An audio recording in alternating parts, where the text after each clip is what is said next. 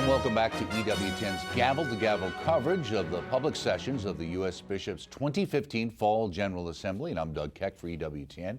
The bishops have returned from their lunch break and have now gathered for the afternoon session, as you can see, and we'll take you there right now live to Baltimore, Maryland for EWTN's continuing coverage of the U.S. Bishops' Conference 2015 Fall General Assembly.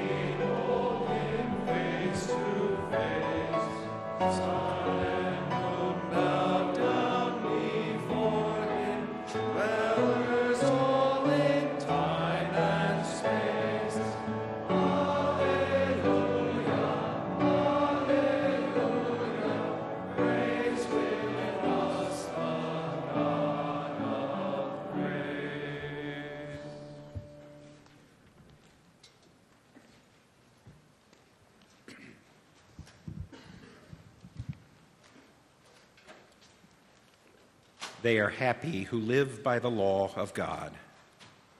They are happy whose life is blameless, who follow God's law. They are happy who do his will, seeking him with all their hearts, who never do anything evil, but walk in his ways. You have laid down your precepts to be obeyed with care. May my footsteps be firm to obey your statutes. Then I shall not be put to shame as I heed your commands. I will thank you with an upright heart as I learn your decrees. I will obey your statutes. Do not forsake me. Glory to the Father, and to the Son, and to the Holy Spirit. As it was in the beginning, is now, and will be forever. Amen. Lord God, you proclaim victorious those whose lives are blameless, and give your law to those who seek it. Make us seek your righteous ways in our hearts. They are happy who live by the law of God. You have saved me, Lord, and my heart is filled with joy. How long, O Lord, will you forget me? How long will you hide your face? How long must I bear grief in my soul, this sorrow in my heart day and night? How long shall my enemy prevail? Look at me, answer me, Lord my God. Give light to my eyes, lest I fall asleep in death. Lest my enemies say, I have overcome him. Lest my foes rejoice to see my fall. As for me, I trust in your merciful love.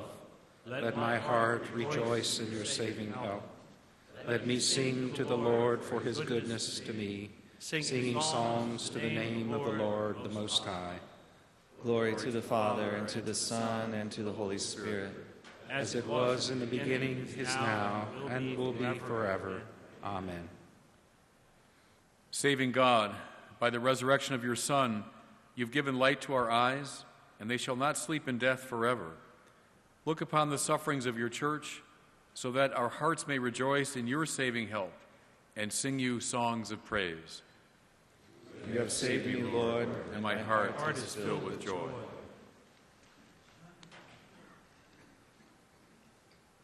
God sees all men as sinners, that he may show them his mercy. The fool has said in his heart, there is no God above. Their deeds are corrupt, depraved, not a good man is left. From heaven the Lord looks down on the sons of men to see if any are wise, if any seek God. All have left the right path, depraved every one. There is not one man left, no, not even one. Will the evildoers not understand? They eat up my people as though they were eating bread. They never pray to the Lord. See how they tremble with fear, without cause for fear. For God is with the just. You may mock the poor man's hope, but his refuge is the Lord. Oh, that Israel's salvation might come from Zion, when the Lord delivers his people from bondage. Then Jacob will be glad and Israel rejoice. Glory to the Father, and to the Son, and to the Holy Spirit. As it was in the beginning, is now, and will be forever. Amen. God of wisdom and truth, without you neither truth nor holiness can survive. Safeguard the church you have gathered into one, and make us glad in proclaiming you. God sees all men and sinners, that he may show them his mercy. Happy is the man whom God reproves. The Almighty's chastening do not reject. For he wounds, but he binds up. He smites, but his hands give healing. Deal with your servant in mercy, Lord. Teach me to do your will. Let us pray. Father, you sent your angel to Cornelius to show him the way to salvation. Help us to work generously for the salvation of the world, so that your church may bring us and all mankind into your presence. Through Christ our Lord. Amen. Let us bless the Lord.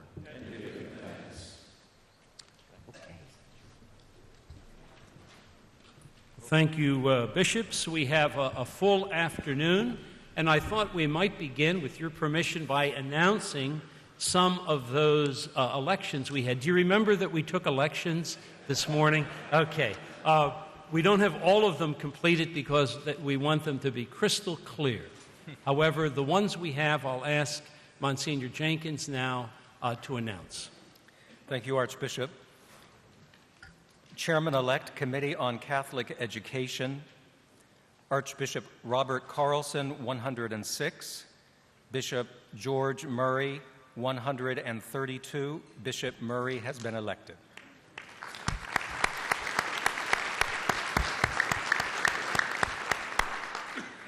Chairman-elect, Committee on Clergy, Consecrated Life, and Vocations, Archbishop Samuel J. Aquila, 96. Archbishop Joseph William Tobin, 144. Archbishop Tobin has been elected.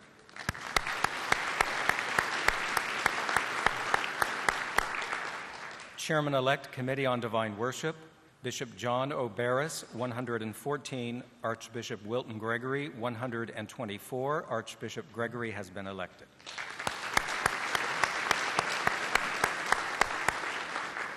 Chairman-elect, Committee on Domestic Justice and Human Development, Bishop Frank J. Duane, 128. Bishop Robert W. McElroy, 111. Bishop Frank Duane has been elected.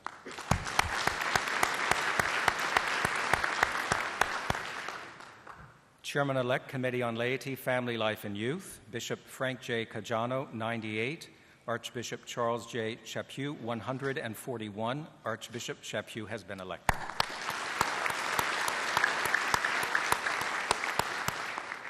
Well, a big congratulations to those of you who've been elected and get a chance to come to administrative meetings for 3 years in a row. And it'll be a wonderful occasion. And a special thanks to all who allowed us to place their name in nomination. For all, we're very, very grateful. We have a number of issues. As you know, we had thought we might complete the work on faithful citizenship in the morning. We've not done that, and I think for good reason. I took a step back, as probably all of you did. We want to make sure that we have an informed vote. And so by all means, those of you who have listed your name to speak, if you have something that especially you believe has not been mentioned, or you need to mention it in a more forceful way, please speak. We are mindful, and I know we all are, to make sure that we do have time to complete our agenda today. So with that in mind, I'd like to return, Cardinal DiNardo, if you would return to the pulpit, so to speak, and are all your committee coming up, or are they going to support you from their seats? No, have them come up. That's Come good. on, please come on up, everybody.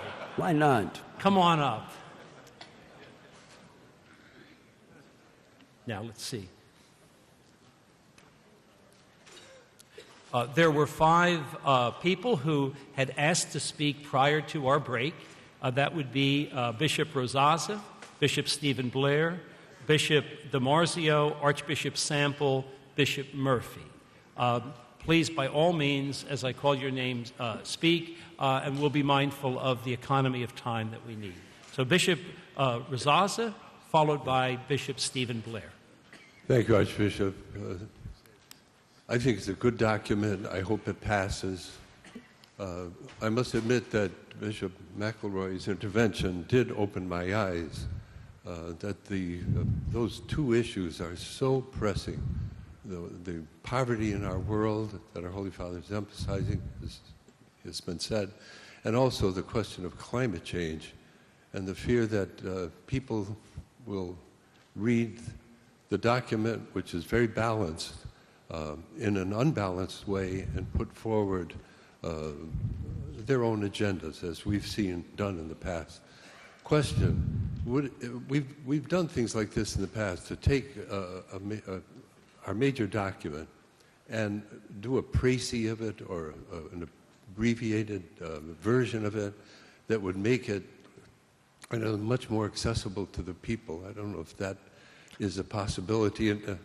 I think it was already foreseen, Bishop Rosazza, once this was done, that a much more feasible summary would be presented, even with, I think, some study helps, if I'm not mistaken, was done in the past. So I think that's really essential. I might add, Bishop Rosazza, that, for instance, some of the themes that have been brought up, the notion of poverty and dealing with it is at least 20 times in the current document. The same with the degradation of the earth. So we're mindful, obviously, not necessarily given the form of the document, in the tone that I think you're saying that you think is important also to bring to light. But that's the way it is. But we do plan summary. They've always done that in the past with faithful citizenship. Thank you, Bishop Rosazza.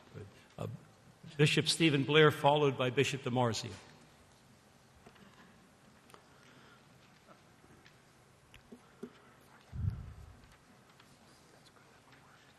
I recognize the great amount of work that has been done by the committee on faithful citizenship. The 2007 document was an amazing consensus from this body and served us very well, so well that in 2011 it simply had a new introduction.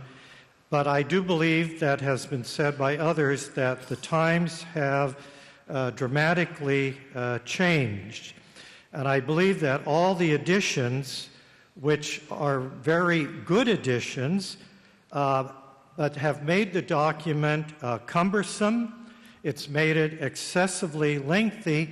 And what happens when you take something that is good and you add all this additional material, you end up, I think, with an unintended consequence, which is a document that is not well integrated. It just doesn't flow where all the priorities are given their proper place. So I would like to recommend that the document go back to the committee and that consideration be given to doing something on a more long-term basis. And perhaps in the meantime, we as bishops could produce some one-page reflections on the various moral issues that are involved, and perhaps we could call for greater civility in the election. Thank you. Good. Thanks, Bishop Blair. Bishop DiMarzio, followed by Archbishop Sample. Cardinal, did you want to add anything? Sorry. I think from the point of view of those who've worked on it, Bishop Blair, thank you for your intervention, but I think we're in the position that, indeed, we mentioned already a little bit more lengthy, cumbersome, but we still think that it's effective And we think right now to go back and have still a group or another group or us do another document at this time would not be good from the point of view of what we've done the year before every national election for the last many years. So, Good. Well stated. So Bishop DiMarzio, followed by Archbishop Sample. Perhaps a little historical perspective might help. We started the last document, the 2007, which was the basis of this, that was then subsequently taken again, 2 years before. And it was a yeoman's effort of all the committees involved in public policy. It never had been done before at the conference, that all these committees got together that had public policy responsibility to work together. I worked so hard with Joan Rosenhauer that and we argued so much I thought I was married to her.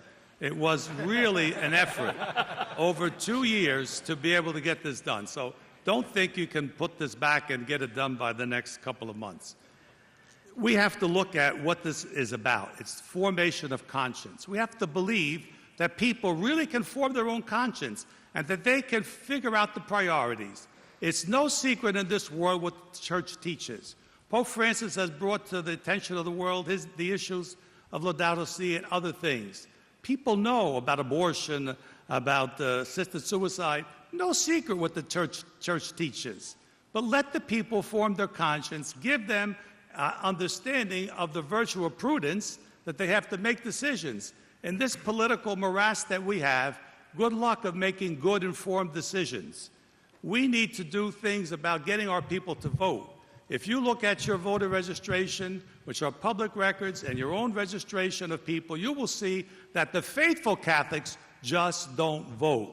They've given up, like many people have on our system. We need to reinvigorate them to tell them they can make a difference. They can only make a difference when the issues are clear. I propose that before the June meeting or after it, we invite the presumptive candidates here to talk to the bishops. They talk to everybody and their brother, the Chamber of Commerce, and you name it. Then we will keep their feet to the fire. We will know what they really say according to our issues. If we want to be of service to people, informing their conscience and not tell them who to vote for or not tell them what the most important issue is, we need to let people understand their responsibility and give them the tools to form their conscience. I would just say Bishop thank you, DiMarzio. Bishop DiMarzio. Anybody else want to make a comment at this point? Archbishop Lori. Yeah, I'd just like to thank Bishop DiMarzio for what he said. Back in 2007, that was the focus, the formation of conscience. And I think the reason the body of bishops gave us the instructions that they did is because that analysis, plus the way in which the church's fundamental principles of its social teachings were expressed, was good, and it served as a basis. And I don't think that basis has changed, but instead, and then we've been able to use that to address issues that have arisen in 2011 and now in the present time. So it's to be debated whether this will serve us yet again, but I think everybody felt there was a good basis, and I'd certainly want to thank Archbishop DiMarzio for the historical perspective. Thanks, Archbishop Lori. We have Archbishop Sample, followed by Bishop Murphy, and with your concurrence, we would then look to vote. I would like to speak in favor of our revision here of faithful citizenship. There certainly is no doubt that Pope Francis has brought renewed attention to certain very important aspects of our entire body of Catholic social teaching, but that social teaching has not fundamentally changed. And I don't quite see a revolution that has happened since we last visited this document. I think that faithful citizenship is fundamentally a good document. And I remember very well the sense of consensus and really even joy that we had when we first produced this document. And I think it's a good approach of laying out basic principles, our basic Catholic moral principles, and our Catholic social teaching, and then draw attention to the issues that are pertinent to our day. And I think, there is a hierarchy of moral values that are truly present. And these are the issues that are before us today. These are the issues that we in this country at this time in history are faced with. And I think that, these issues as they are addressed in the new revised document do just that. And I think that I look to my brothers, our brother bishops here, who have worked on this very hard. And I wouldn't want it to simply look at, well, they were given a bad task and they did the best that they could with it. I think that would be a very unfair and incorrect way to characterize this. I think they were given an important task, and a task, quite honestly, that I would personally still support. And I think they've done a yeoman's job in doing what they've been asked to do. I think they've done a fine job in what they have accomplished. And I have great confidence myself. I have great confidence in the work that they have done to synthesize the previous work on faithful citizenship with the body of Catholic social teaching, the recent magisteriums of Pope Benedict and Pope Francis, and I think especially the issues that have been brought to the fore more fundamentally by Pope Francis. I am confident in the work that they have done and their expertise in bringing this together. And I think it would be a mistake to leave here without a document that we can place before our people as a teaching document. I think with all of the changes that have happened and all of the new emphases that have happened with Pope Francis, and that this working group has worked so hard to incorporate in the document, for us to go into this next major election cycle without a teaching that incorporates those things to the best of this group's ability, I think would be a grave mistake. Good. Thanks, Archbishop. Thanks, Archbishop Sam. I'd like Archbishop Blair to make one observation about what you said. Thank you. During lunch, I was reflecting a little bit about our initial conversation this morning. And I have to say that I'm a little concerned about something, and I want to emphasize I'm not suggesting that those who've spoken against approving this document are guilty of this by any means. But, there is kind of a rhetoric of regime change that's going on in the church. And I think we have to be very, very wary about that. Regime change, or maybe that's not even the right word for what I'm going to describe, but it could be applied, let's say, to the reform of or organization of the Roman Curia.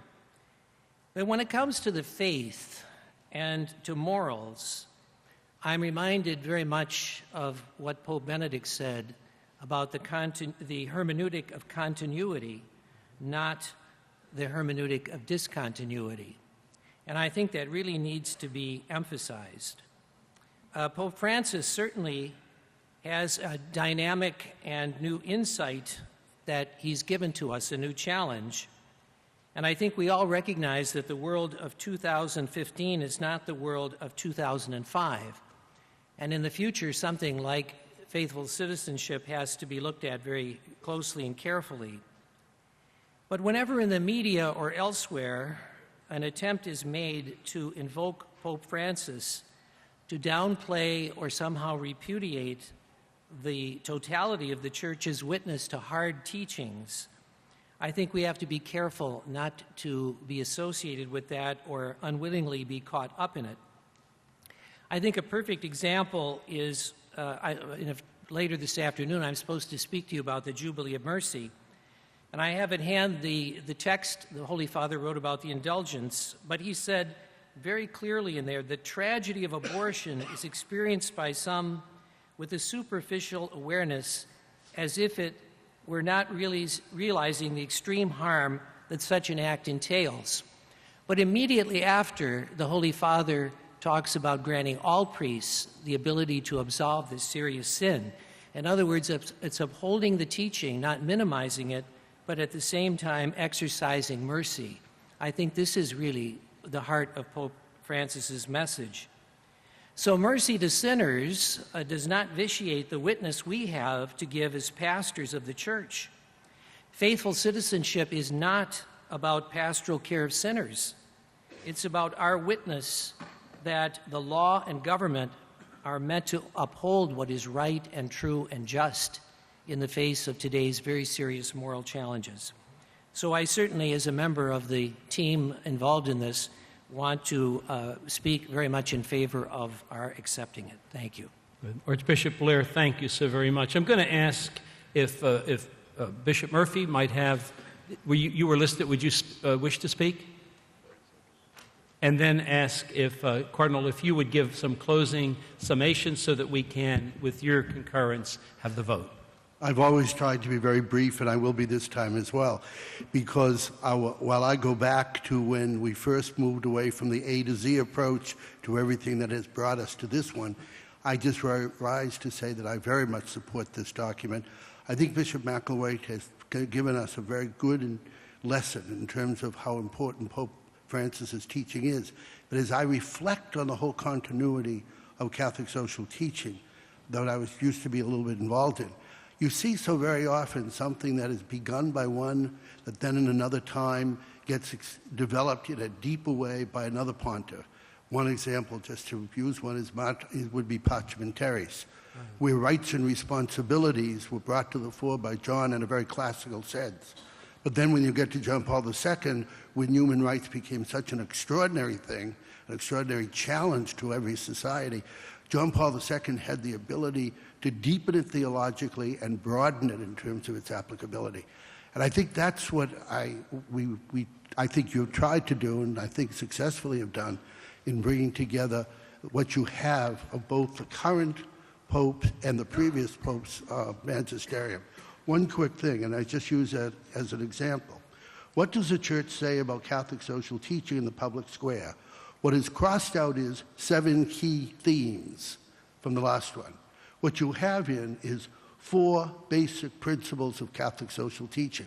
A different way of saying it, and no one would say that those 4 that we've used are the only principles of Catholic social teaching, but they encapsulate that which is most important for us to move forward and embrace new issues. So I just would speak in favor of the document. Thanks very much, Bishop Murphy. I think I sense that we're ready for the vote. I get that sense from the group, and perhaps, Cardinal, you could help set us to Sure. that and maybe mention what the action item is again. Yes, I will read the action item.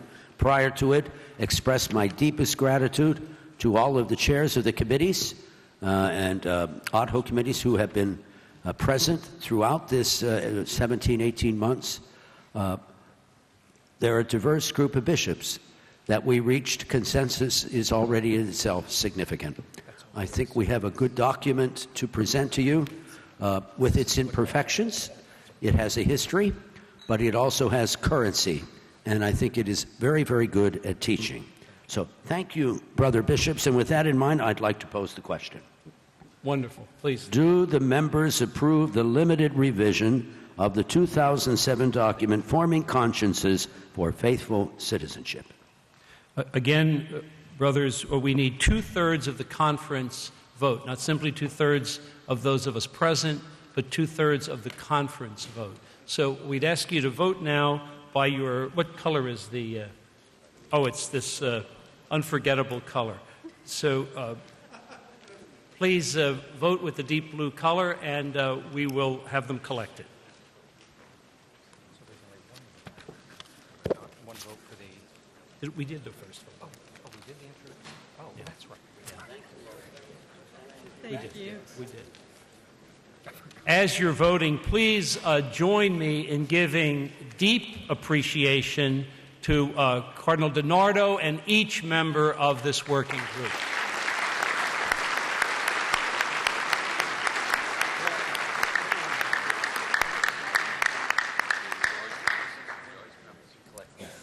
You are watching and listening to EWTN's live coverage of the U.S. Conference of Catholic Bishops 2015 Fall General Assembly. Thank you for joining us. The votes are being collected. Good news, we have the result of one of the votes that you made this morning. Monsignor Jenkins, help us out with that. Thank you, Archbishop. And it might be helpful, Archbishop, if I mention the reason the votes are taking so long to be tallied is that for some of them, like when it takes 2/3 of all membership, they have to verify the ballot, take the ballot out, record that that bishop voted by hand, and then do the counting later. So with hundreds of votes, it takes quite a while. So we'll get them as they come in. This might be a good time to thank the tellers then. Thank you for the work you've done.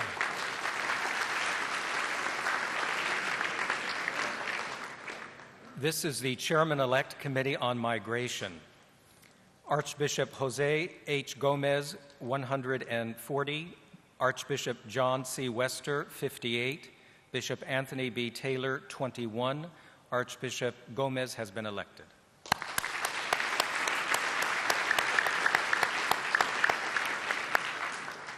Congratulations, and thank you for each who submitted his name for election.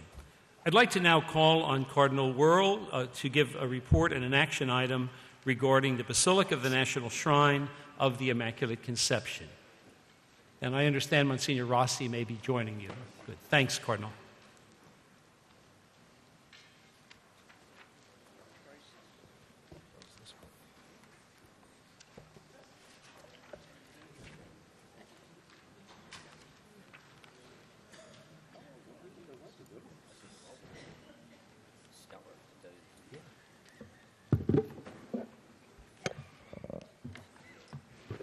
Archbishop, thank you very much.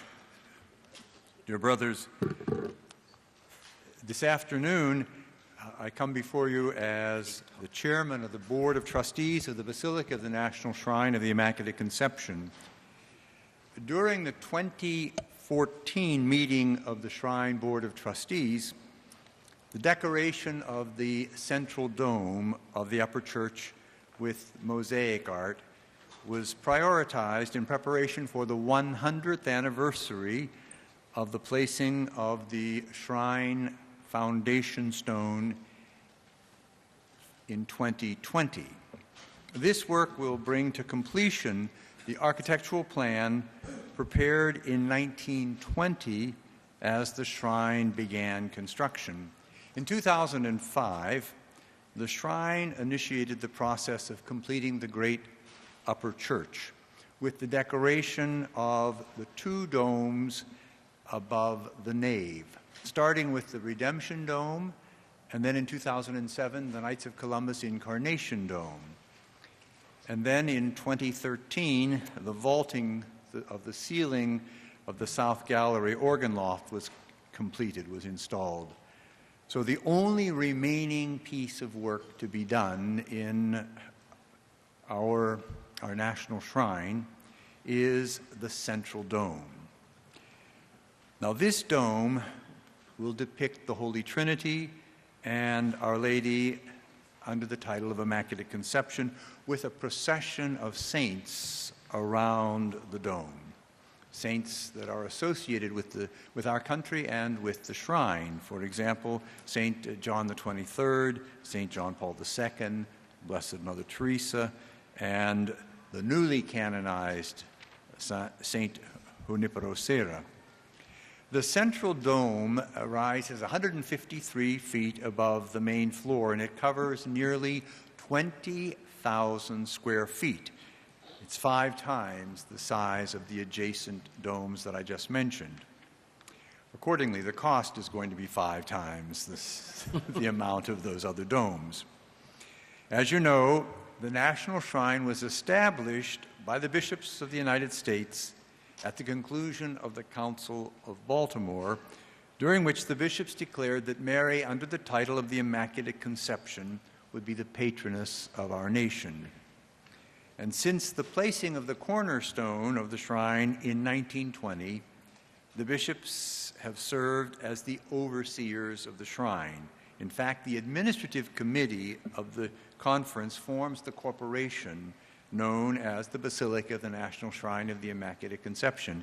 And it's for that reason that twice a year I come to the administrative committee to report on the status of the shrine. Now today, I would like to ask you, brother bishops, to consider timely support once again for your national shrine by approving a one-time national collection in 2017 to assist in decorating the central dome. The National Shrine was built and continues to be sustained by the American Catholic faithful. And in the history of the shrine, unlike any other institution that the Bishops' Conference oversees, we have not asked for direct financial assistance. In 1953, there was a national collection with a goal of $8 million to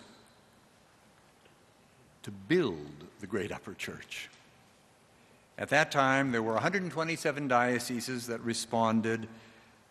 116 responded, and the $8 million was collected, and the Great Upper Church was built. Now, 62 years later, we are asking for your help once again. Every 62 years, we'll be back. If approved, the shrine would be responsible for the printing, the publication, the dissemination of all the pertinent material for this one-time collection. And in addition, we're requesting that the appeal be made in 2017 because it turns out that that's the year in which there is no additional collection. We have one 2016, and there'll be another one in 2019. Monsignor Rossi and I have been working with the Trinity Dome Committee as well as with the Shrine Committees to prepare designs and installation procedures. At your place, you should find a preliminary design of what the dome will actually look like, a summary of the project itself. Monsignor Rossi and I have also been working to raise funds for this project. And at the end of October, we have secured $4.2 million in pledges and cash, and we are awaiting responses on an additional $3 million in requests and have identified another $1 million in prospective donors. The national appeal, then, would greatly help our efforts, and I hope that you would approve this one-time request in support of Our Lady's House so that we can complete the Great Upper Dome. And I think when you take a look at what's at your place, you'll see that it is going to be a strikingly beautiful way to complete the last remaining part of this great basilica, with the Holy Trinity, with Our Lady, and with that procession of saints around the base. I believe, Archbishop, do I move this before questions? I think that would be proper. Okay. Why don't you move it, and then do we need a second? I'm just trying to think of the role of the. I'm sure we can find a good one. But why don't you move it, Cardinal, and then we will get a second and have any questions or comments from the group. Thank you, Archbishop. I hereby move that the Assembly approve a one-time national collection in 2017 for the Basilica of the National Shrine of the Immaculate Conception. And do we have a second? Archbishop Laurie. Now we're open for the question. Any observations that anyone would like to make before we take the vote? Cardinal Dolan, followed by Archbishop Amond. Cardinal DiNardo. I realize we're on television and that some of my pastors may be watching, so I wish I would have worn a ski mask, but because I heartily endorse this. Why? Well, like all of you, I love the shrine. Like all of you, I think I find this project to be most exciting and promising. But I'm also honored to serve on the board, and I know that the administration of the shrine is scrupulous in its management of funds. They do a sterling job in stewardship. But I also realize they don't have any reliable regular source of income for any dramatic cause such as this. So this to me seems not only legitimate and understandable, but a very noble cause. So count me in. Thank you, Eminence. Thank you. Archbishop Amond, followed by Cardinal DiNardo.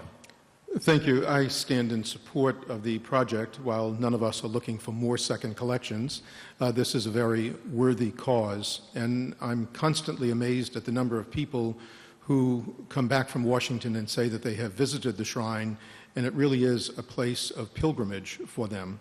And I think that it really does express to the country our faith. So I'm very much in support of this project. Thank you, Archbishop. Cardinal DiNardo, followed by Archbishop Lori. And Your Eminence, if you wanted to add anything, just go right ahead. I'm just moving us along. Please. Good. The collection is being taken up in light of funds being raised by the shrine for this dome, donors coming through. That makes, I think that's a very good sign that there's every good reason that lots of funds will be raised, but they still need our help. Secondly, I'm on the board of the shrine. They use their money carefully. Third, the shrine is one of the great places in our country, not that there aren't hundreds of others, but it's a great place in our country where the sacrament of reconciliation and mercy is celebrated with such intensity that, Cardinal Wuerl, at some point you should give the numbers. It's an amazing place for people to be reconciled. And for that reason alone, and in light of the pastoral services they do, and because, and something personal, they have a great choir there too. For all those reasons, I think that this is a beautiful, an object of beauty. And in the midst of so many things that we must do and have to do, something of beauty is important, so I favor it. Thank you, Your Eminence. Archbishop Lori, followed by Bishop Farrell. Yes, I'd just like to express my very warm support for this project. I have a long history with the shrine, and like everyone else here, I have great affection for it. I would like to cite, as Cardinal DiNardo did, the tremendous pastoral work that the shrine does, not only to the millions of people who visit it, but also what it does in outreach in other ways, especially the televised masses and the other forms of outreach. And finally, I would just say, completing this project and completing the Great Upper Church will really make the shrine ever more what it was meant to be way back at that Council of Baltimore, which is a sign, a living sign, a vibrant and beautiful sign of the faith of the citizens, of the Catholics of the United States. Thank you, Archbishop. Bishop Farrell, followed by Cardinal McCarrick. Normally, I stand up here to complain about spending. This time, I would like us to really give very favorable consideration to this one-time collection. The shrine, the National Shrine, which began over 100 years ago, we need to bring it to completion. We have raised hundreds of millions of dollars for many worthy causes across the globe and across our own nation.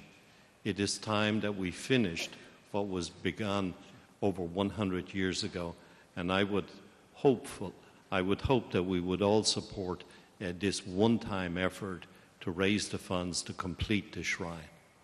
Thank you, Bishop. Cardinal McCarrick, followed by Bishop Coyne, and I believe that would be the last person asking to speak before. Is there someone else yet? Is that Archbishop Mansell? Okay, Archbishop Mansell. I can be very brief, Father President. About a month ago, everyone in the United States saw the shrine. About a month ago, the Catholics of the United States could say, that's our cathedral. That's our national cathedral. We will never get that kind of tremendous publicity out of any building in the United States that we got when the Holy Father came at the shrine and offered Mass at the shrine. And the whole Catholic community of our country, if we ever were able to take a survey, we'd find so many of our people saw the shrine, enjoyed the shrine, saw how vital it is in the history of the Catholic Church in the United States. So I think I'm building on what Archbishop Lori said, but I do think that the shrine is such an extraordinary model, such an extraordinary place where the church tells its story, that I would hope that our people would, for this special intention, be very generous. Because if we remind them how they enjoyed it during the Holy Father's visit, I think they will feel that this is something that they ought to do. And I hope that our brother bishops will feel the same way. Thank you. Thank you, Cardinal. Thanks, Your Eminence. And Bishop Coyne, followed by Archbishop Mansell, and then perhaps we can at that time take the vote if that's all right with everyone. Just a practical question. If the bishops do approve the collection, would it be possible for us to get the date as soon as possible?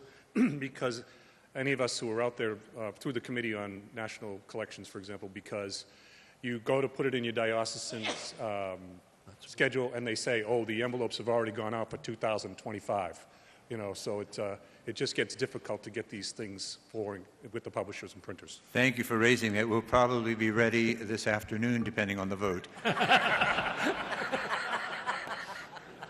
Archbishop Mansell.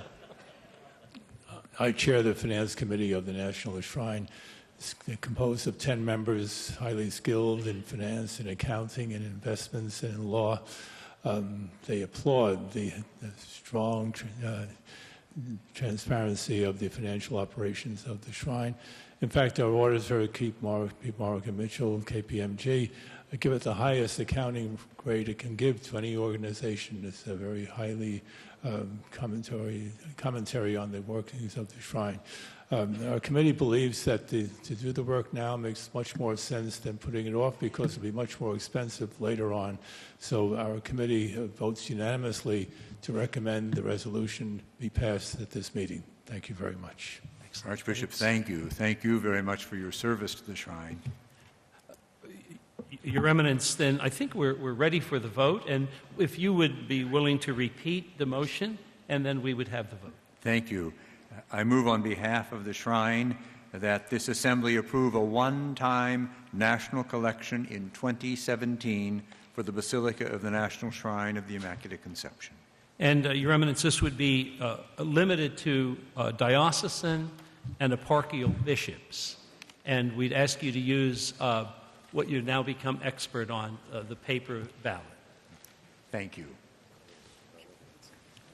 Thank you for the opportunity. Thank you. Hey, hope it goes well. Goes well. Thank you. As you're voting and His Eminence is leaving, Archbishop Vigano, you want to say something? You always can say. Come on, please.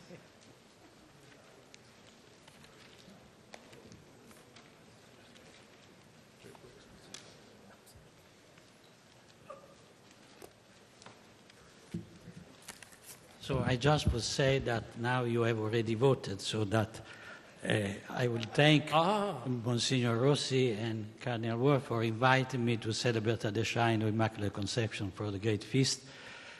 And I'm happy after the result of the vote will be expressed to know that the Catholic United States will not appear like those who have started a work and were not able to finish.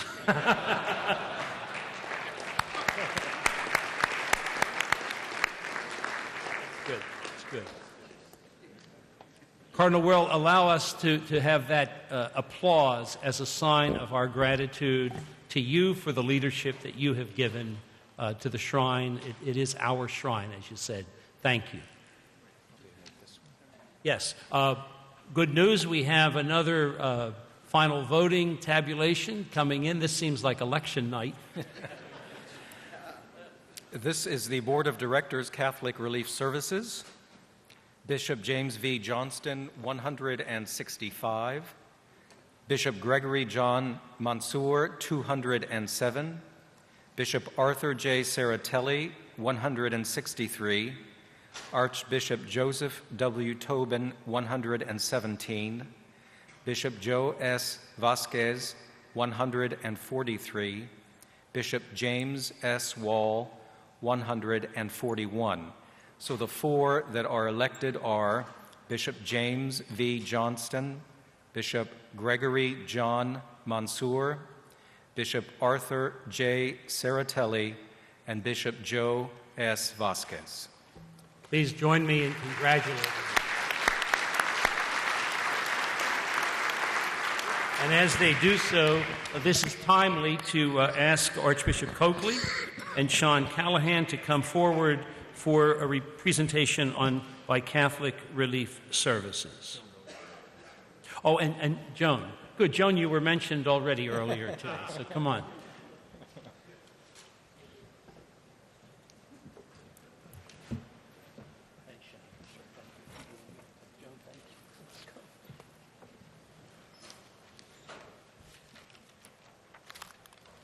Well, we're very grateful for a few minutes of your time on this busy agenda to share a little bit of information about what CRS is doing these days on our behalf, on behalf of the United States Catholic bishops and the Catholic faithful of the United States of America as well.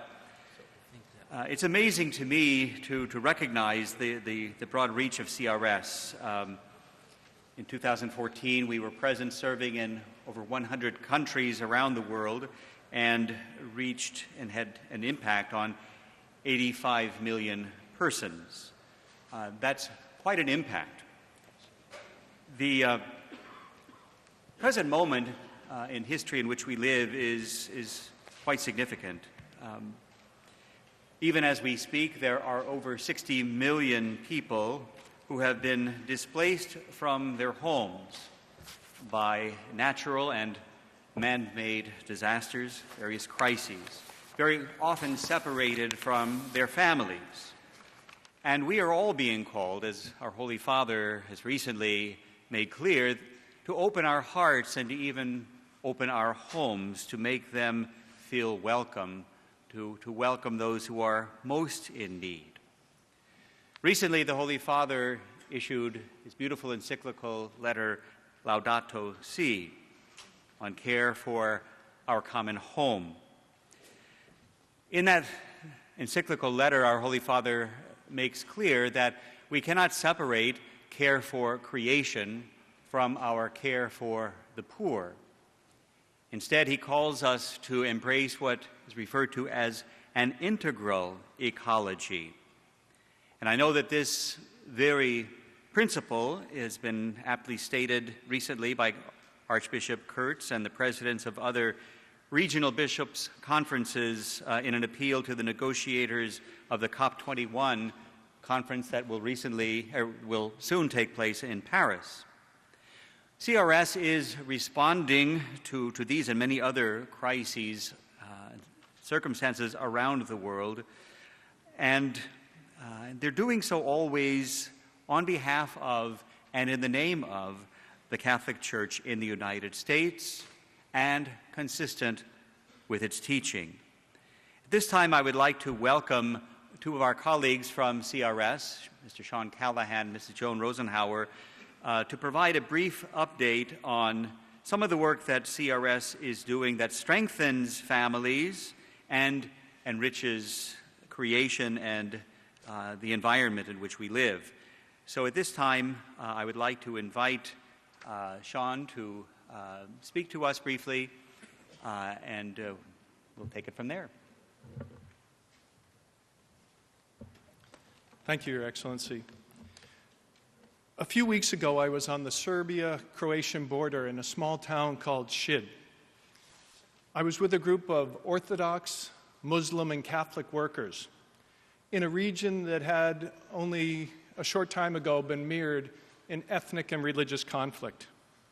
But at this time, this interreligious group was working together to protect the lives of refugees.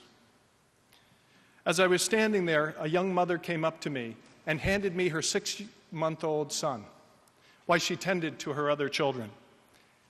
After 7 weeks of travel from Syria through Greece and then through the Balkans, she was completely exhausted. She sat there and tried to help her children, and the little doctors came over and provided some assistance. As they got up to leave, because they were afraid of staying too long in this area, we were in the no man's land between Serbia and Croatia, and they were afraid they would be shut out of Croatia, so she said, "We have to go." As I handed her her little 6-month-old child, she grabbed my arm, looked in my eyes, and in her broken English, just said thank you. And that thank you is not for those of us who happen to be out in the field, but for everyone in this room and for those in your parishes that have supported these great efforts. The challenges that these families face, and particularly the violence, give us pause. But we're a church and a people inspired by the gospel, the good news.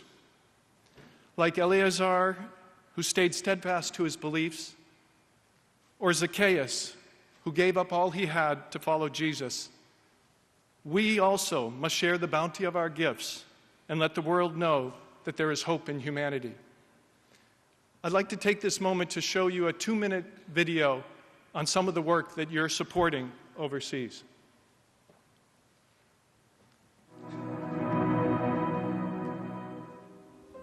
We are part of nature.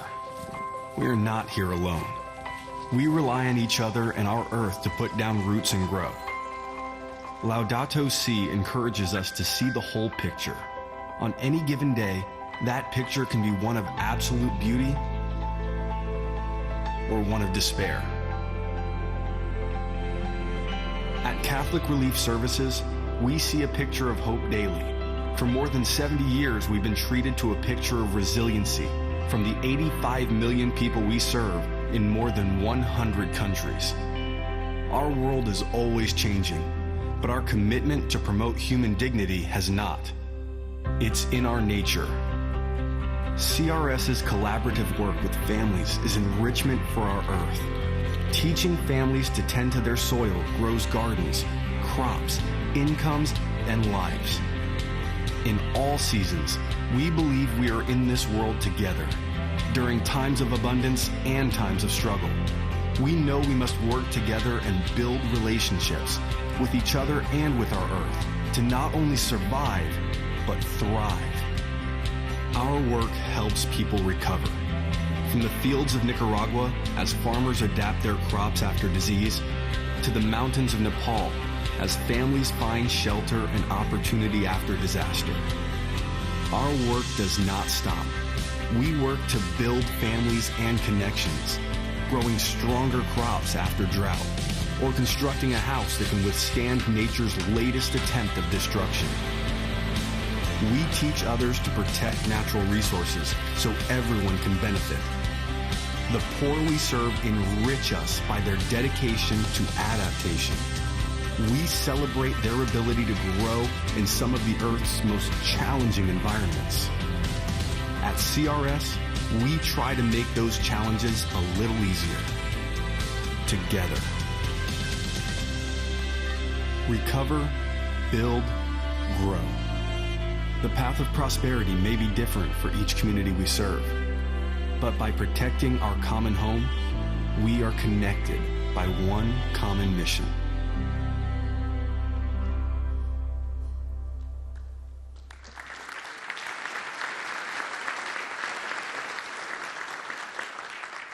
As highlighted in the video and as mentioned by Archbishop Coakley, we're providing assistance to 85 million people annually in 100 countries around the world in communion with the local Catholic churches.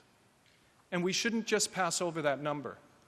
I think each of us should wake up in the morning, given all the tragedies we hear and see on the news, and think, wow, we're helping 85 million people in the global Catholic Church. And we do it not because we're going to be rewarded or because it's part of a grand political plan. We do it because we're called to do it, because it's the right thing. When we talk about stewardship, and we provided a brief stewardship folder in your packets, we talk not only about how we shepherd resources, but we also talk about how we must share the opportunities that we have to strengthen the faith of those around us. I'd like to introduce Joan Rosenhauer, the Executive Vice President at Catholic Relief Services, to share with you some additional ways that we can assist you in mobilizing the faith of people in your parishes and dioceses.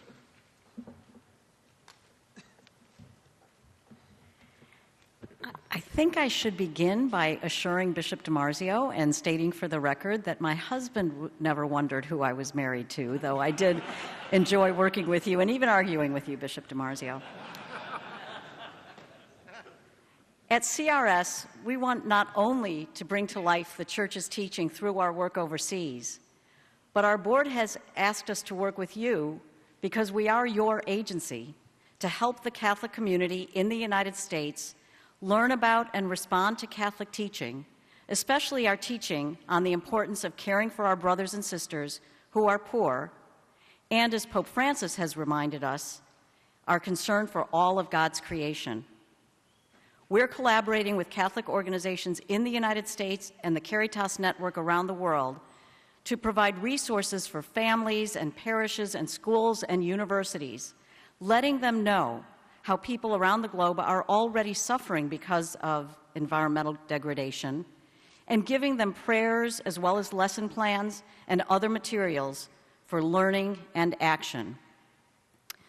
One of the key resources we're working on and providing is being done in collaboration with the USCCB Department of Justice, Peace, and Human Development.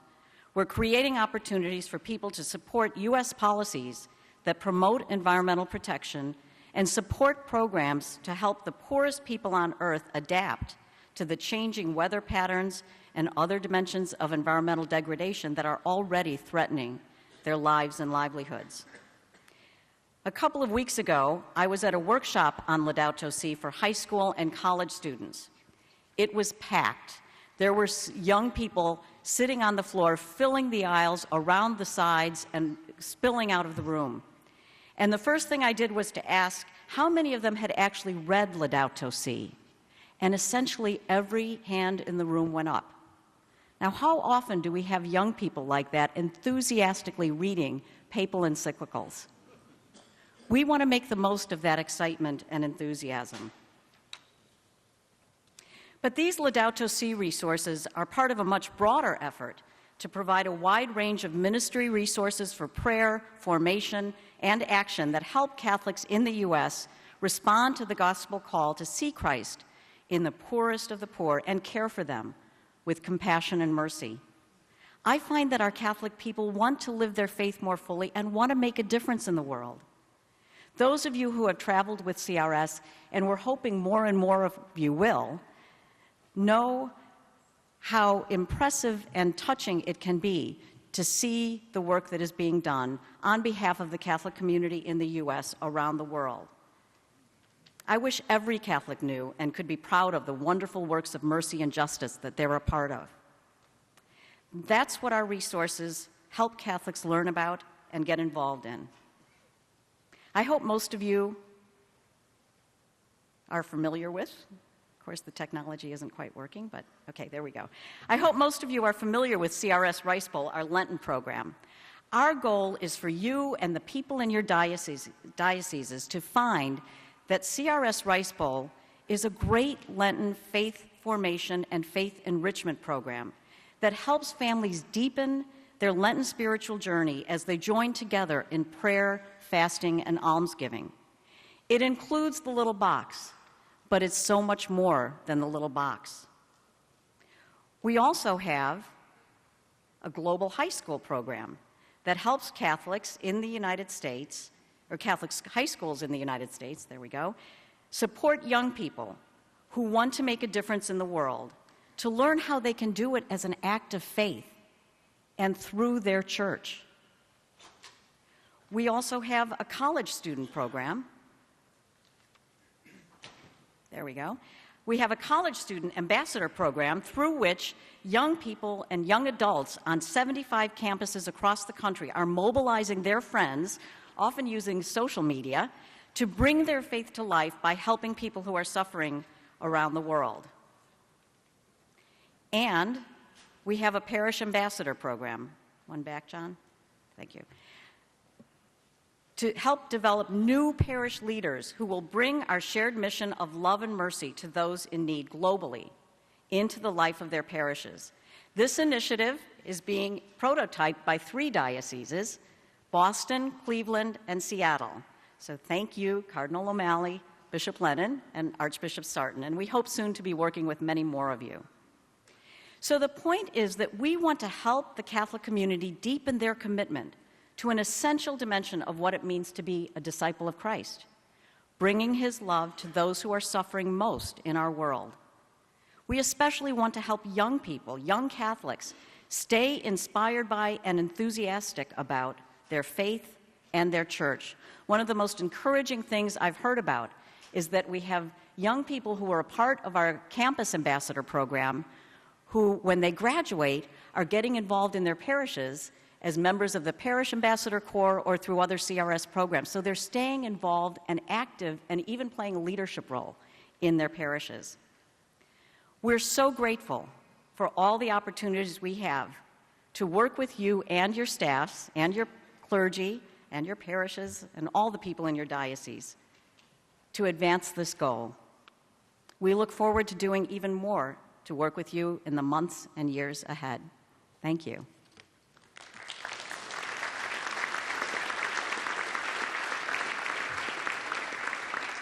Thank you, Joan, and thank you, Sean.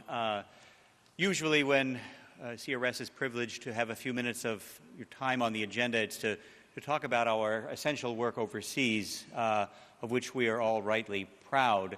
But today we also wanted to shine a light on some of the resources and some of the ways in which Catholic Relief Services is available and at work to support each of you, all of us, in our pastoral work at home as well in terms of resources for formation, catechesis. So we highlight this as an essential part of the work of Catholic Relief Services as well. And I should add, in addition to the wonderful work that CRS is doing that Joan mentioned in parishes and schools and with young adults, we're also working with seminarians in seminaries around the country as well. So that's something we're very proud of also. So with that, good. Archbishop Coakley and Sean, in a special way, and Joan, thank you so much for your presentation. Now, I know our time is limited, and I know you appreciate that. However, your presentations are very self-standing. And I hope you will also be present and able to be available at the break, because that will be a very important thing. We have time maybe for one or two questions at most in order for us to finish our agenda. Is there anyone who wanted to speak? Yes, Bishop Kakanis, please.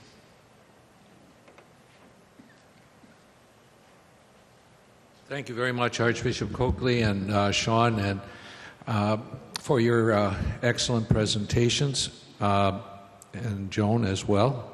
Excellent.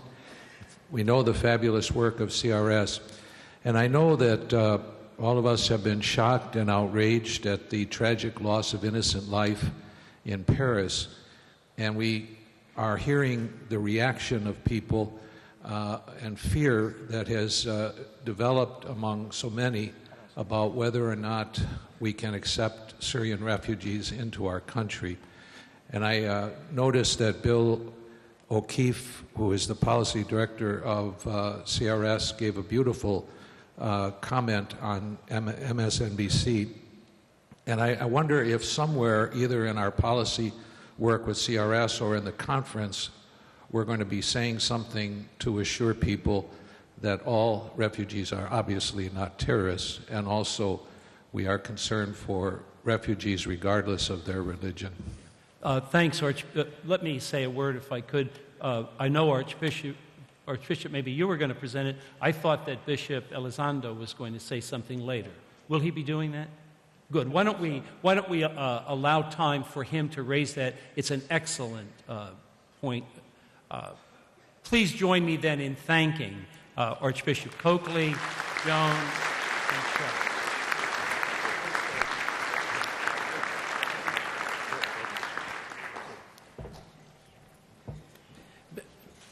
Because of the movement of this afternoon's session, I would like to suggest that Archbishop Blair, that you allow us, Leonard Blair, if you allow us to jump ahead so that when we return from break, we will be refreshed and focused, because we're going to have then the presentation on the Year of Mercy. But I would like to, before we take our break, see if we could have the presentation for our review of the causes of canonization. And so I would ask if Archbishop Gomez, Bishop Parks, and Archbishop Chaput would go to their respective microphones so that we might briefly have the opportunity to hear from each of you the action required. And I would begin then with, if Archbishop Gomez is ready, why don't you speak? It says here, now this sounds ridiculous, doesn't it, for 2 minutes? 2 minutes. But you're used to it from the Synod. Remember, we get 3 minutes. Are you going to turn off my mic? And what we would need then is after you speak eloquently, we would have a voice vote. So Thank please. You. Thank you, Archbishop Kurtz. Good afternoon to everyone. Today I would like to seek your consent for a canonical consultation on the cause of canonization of a holy priest who ministered in California, as well in Texas and Arizona. Father Aloysius de la Curia was a Claretian father who was born in the Basque Country, region of Spain, in the early years of the 20th century, 1905. You have a biographical profile in your documentation.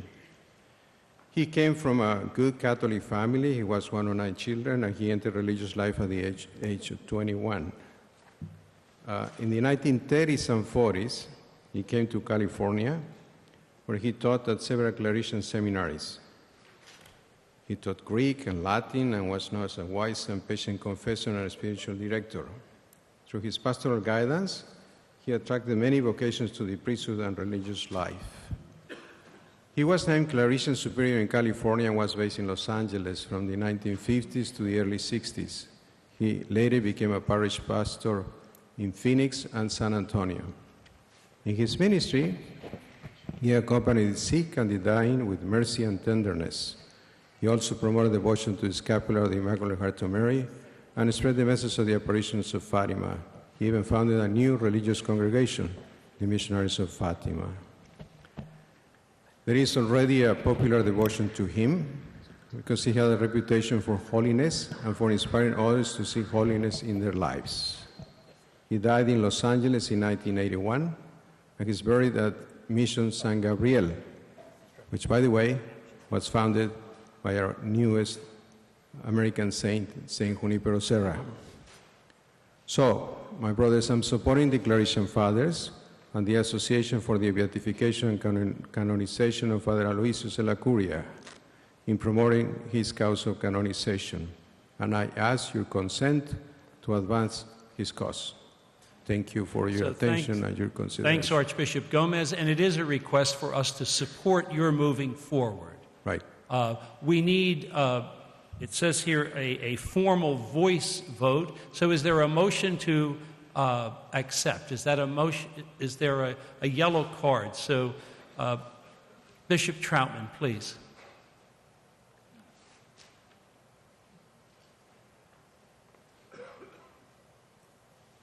Thank you very much. I wonder if the Archbishop could enlighten us on what's on page 2, the second paragraph from the bottom, where it says that this particular individual had the grace of retaining the sacramental species uncorrupted within himself.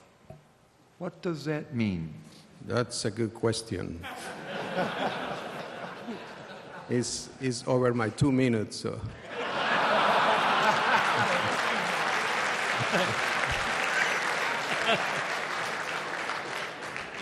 It sounds like, Bishop Troutman, that the Archbishop will have to do some further Well, I research. think it's a serious theological question that has impact on our Eucharistic theology.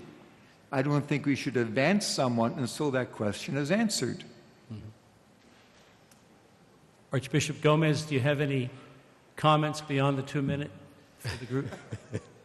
No, I don't, but I'll be happy to research what it means, and I'll be happy to inform all of you what this is coming from, or what it means. I don't have a response at this moment. Cardinal Regali wanted to speak.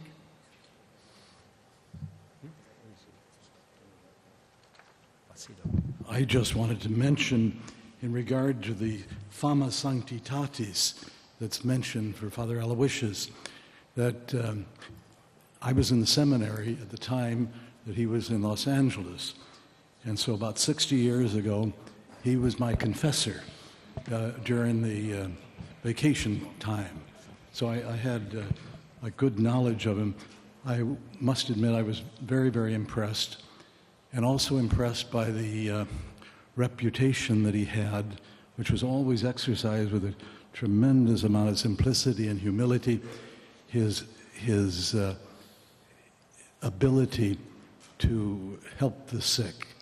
And actually, he had the reputation of being able also to be the instrument of healing for the sick even at that time. Anyway, it's just a very positive, experience that I had. I just wanted to mention. In regard to this this question of the Holy Eucharist, I think it also says, the Archbishop also mentioned in here, that he had the same privilege of the founder of his community, the Claretian founder. So it might be interesting to see in the life of St. Anthony Mary Claret what that involved. That might give us a key. But just to say that I was personally, I knew him, and certainly the love of the sacrament of penance that he had, and I felt very, very privileged to know him and to be ministered to me by him. So thanks, Your Eminence, and thanks for your testimony. I think Archbishop Gomez has Archbishop Cortza, I just want to clarify that I'm just consulting with the conference about the appropriateness of initiating the costs. So I'm just asking for your opinion. That's exactly right. We can offer comments. We're not approving the moving forward, but we are offering our support. That was to move forward. I think Placido, Archbishop, or Bishop Placido. Thank you. It's my privilege to give witness about the life and holiness of Father Aloysius Ellacuría, who was a Claretian missionary, and as you already know, labored in the Los Angeles area. I was privileged to live a full year in the same provincial house as I was going through my novitiate as a Claretian back in August 1959 through September 1960. At that time, it was located at 1119 West Chester Place between Pico Boulevard and Wilshire Boulevard. He already in 1959, when I started my novitiate, had the excellent reputation of being a holy man. And lots of people came to see him and seek his personal counsel. On Wednesdays used to be my day for being the porter there for the provincial house. And so on Wednesdays, I would always see many people who came to see him. Maureen O'Hara, Mr. Conrad Hilton, and many others that I can't remember right now. But he had a reputation of being a holy priest, a missionary, and I would serve Mass. This was before the concelebration, so the private Mass. And he was a so devout man that the rumor even at that time would say that he celebrated so well that he would levitate. Obviously, I didn't. Maybe it levitated our minds of the beholder as he celebrated in such a holy way. He was virtuous, a great modesty of the eyes, most prayerful, excellent confessor. And I remember even before meals, as we entered the refectory, he would kneel before the entrance there and he asked for prayers as an act of penance. So Father Aloysius Ellacuría already had that great fame of. Then Bishop, also the reference to the Eucharistic, having the Eucharist. That's after the example of St. Anthony Claret, and it's in his autobiography. I don't have it on hand, but it's there, and it's also a reflection of he being a true follower of St. Anthony Claret. Thank you. Thank you. Archbishop Gomez, I think you've been good enough to present this for our support of you moving forward. We've heard various testimonies, but are you ready for us to ask for that vote then from the body? Yes, I move that If you are ready for the vote, just by voice vote, all those in favor indicate by saying aye. Aye. Opposed? Okay, good. Thank you. Thank you very much. Welcome. I must say, Thank you. I may have underestimated the intensity of these reviews. And so I would like to ask if perhaps instead of moving with the two together, we might do that as soon as we return after the break. And instead, before the break, I might ask if Sister Donna Markham, who is the Executive Director for Catholic Charities USA, might join us and come forward. Sister Donna, thank you. Please come right up. As Sister is coming forward, allow me to give a word of introduction. I have the pleasure now of introducing the new President and CEO of Catholic Charities USA, Sister Donna Markham.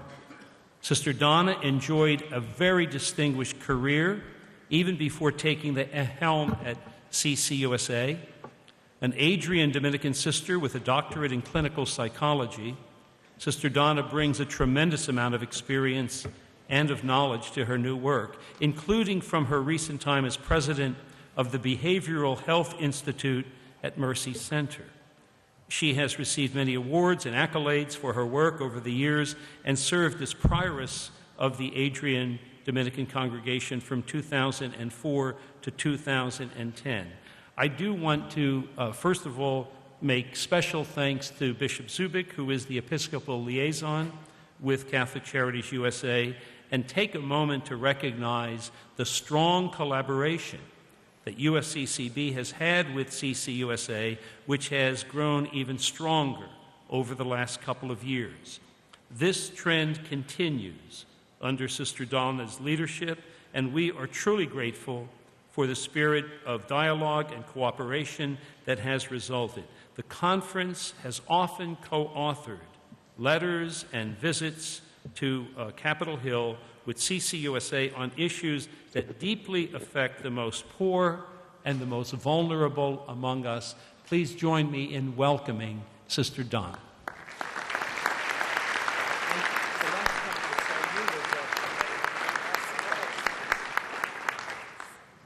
Well, good afternoon, everyone. It's really wonderful to be here with you, and especially in these beginning months in my tenure as president of Catholic Charities USA. And I also want to express my gratitude to Archbishop Kurtz for his invitation to be with you today and his gracious welcome to me. We met the last time at the United Nations when the Holy Father was here. And I want to express our profound debt of gratitude to Bishop Zubik. He is not only a wonderful Episcopal liaison to the conference, but he's been a terrific supporter and friend over my first months in the seat. So I want to, and Archbishop Kurtz alluded to this, but specifically I want to convey my special appreciation to Archbishop Wensky, chair of the Committee on Domestic Justice and Human Development, and Bishop Cantu, chair of the Committee on International Justice and Peace, and Bishop Elizondo from the Committee on Migration, because over the course of these few months that I've been in at CCUSA, we've had the occasion to co-sign various letters to Congress and to the administration to advocate with you on topics of mutual concern pertaining to the marginalized and most vulnerable among us. I think it's wonderful for us to witness to strong collaboration and solidarity, the witness of our church standing together to be a voice for the poor and for those who have no voice. And finally, I would be very remiss if I did not express gratitude to Monsignor Ronnie Jenkins. He has done extraordinary work. He and his team have been terrific with us in disaster relief efforts, and then most recently he did everything he could to help us with hosting our diocesan directors during the papal visit here. So I have to say thank you. You've been a great friend. So a little bit of an update on Catholic Charities USA. You know that we're the national office. We represent 177 Catholic Charities agencies across the states, and those agencies have arms that reach into about 2,500 other sites across the U.S. This past year, we're the domestic arm of Caritas, and this past year we've served about 9 million people and extended about $4.4 billion in service to those people across our country. Interestingly, just as a little tidbit, 63% of our funding comes from government sources, 4% comes from diocesan offices, and the rest comes from donations and from investment earnings. So it's the Catholic perennial problem. We always are dealing with trying to fundraise, but you know that better than I. So, but it is an opportunity really for us to witness strongly to the work of mercy in this country on behalf of the Church. Before moving into some other issues, in light of the developments over this past week, I'd like to just make a comment about the Syrian refugee crisis. Over the past month or so, there's been a very vibrant diocesan listserv conversation going on, whereby our diocesan directors have expressed their deep willingness to do whatever they can to help to resettle displaced persons coming from Syria and across the country. I've met with the White House's Office of Neighborhood and Faith-Based Initiatives to let them know of Catholic Charities' willingness to help, but as you know, the pipeline is pretty clogged up. Actually, we were on a call last night with the White House to address this. So it's very serious. You need to know that we stand with you in trying to do whatever we can on this side of the world to welcome these people, and we're ready to help if we can get them here. So you've probably experienced it. We certainly have at our office a fair share of very disturbing mail coming to us from people who are very angry that we are trying to extend help to these people. And it's tragic. But I look forward to staying in close contact with the USCCB as we continue to contend with this tragic turn of events. And of course, we stand in regular connection and conversation with CRS on this issue. As you know well, most of our clients in this country are living on the margins of subsistence for a variety of reasons. Poverty, homelessness, mental illness, disasters, wars, violence, human trafficking, to name a few of them. Each person who comes to our doors provides our Catholic Charities workers with an opportunity to encounter Jesus, to look into the face of Christ in each human being that we serve. The visit of Pope Francis to our Catholic Charities agencies in Washington, D.C., and in East Harlem, New York, galvanized us and inspired us to do even more to bind the hurts of our suffering sisters and brothers. Pope Francis reminded us again that this is truly sacred work. Those moments when the Holy Father encountered the hungry and the homeless and the immigrant in our own land moved me personally and intensified my pride in being part of this extraordinary ministry in our church. I know that the Pope could have walked into any Catholic Charities Agency in any diocese in this country and seen the work of mercy in action. Your leadership and your governance and funding of this incredible ministry is crucial as we all try to witness and live out the works of mercy each day. Your Catholic Charities agencies are truly an encounter between the Church as a field hospital and people who live in dire straits. Our Catholic Charities workers don't have easy jobs. The work is often heart-wrenching, sometimes quite emotionally draining, and I know firsthand from my work with the severely and persistently mentally ill what a toll that can take on anybody who walks in that territory. So if opportunities present themselves, just let those workers know how much you care about them. It means a lot. In these initial months on the job, I realize we're in a new moment for Catholic Charities. It's a time in our church when both Pope Benedict XVI and Pope Francis have called us to take to heart the work of charity. In the words of Pope Benedict, to take on responsibility to be a vehicle for organized love.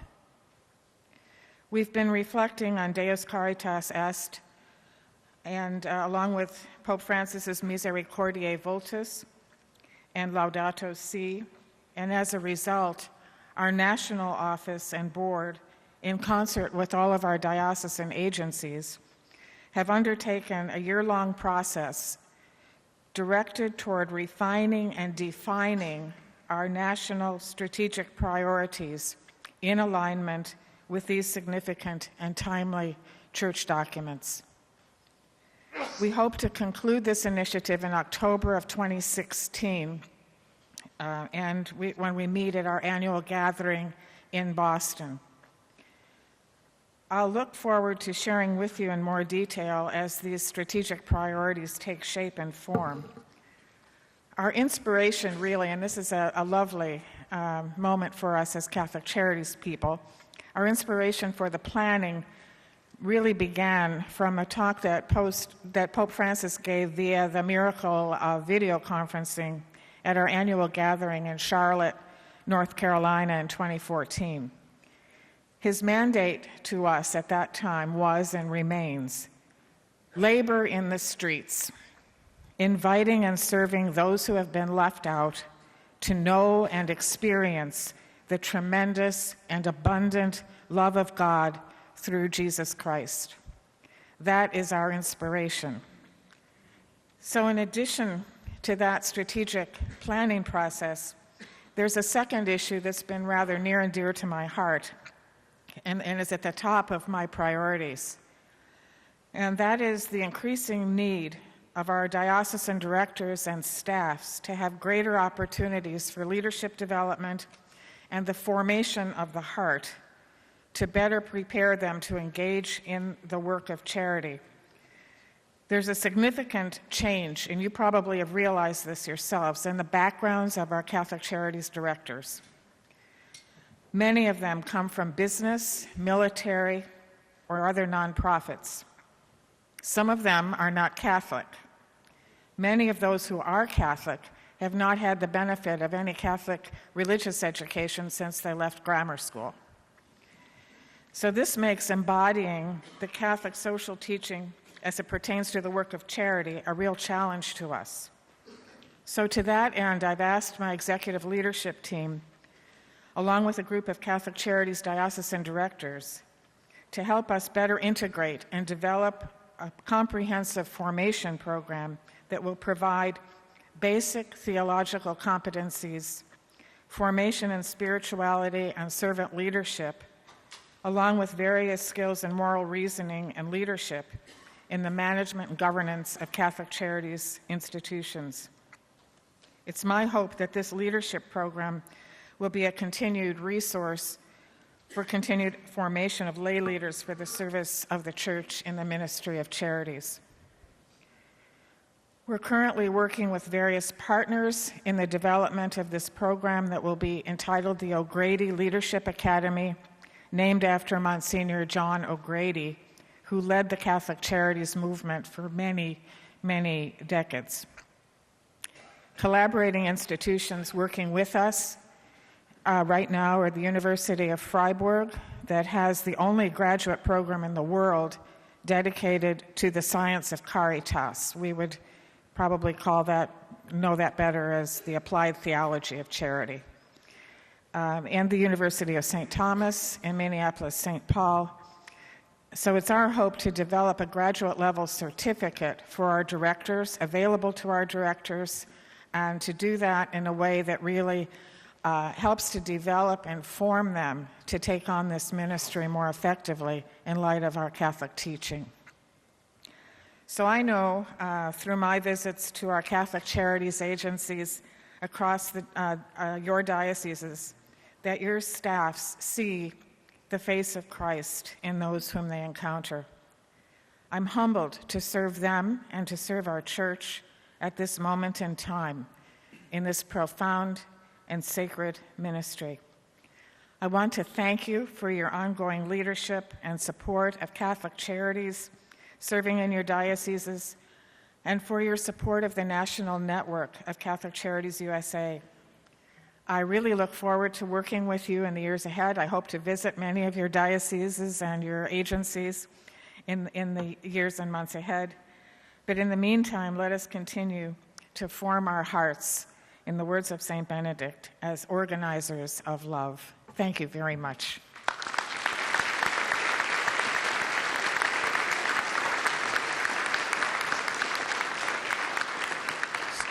Sister Donna, thank you so very much for the beautiful presentation. We're going to take a break right now. Please join us so that our bishops have an opportunity to speak with you. Thank you. Let's once again thank Sister Donna.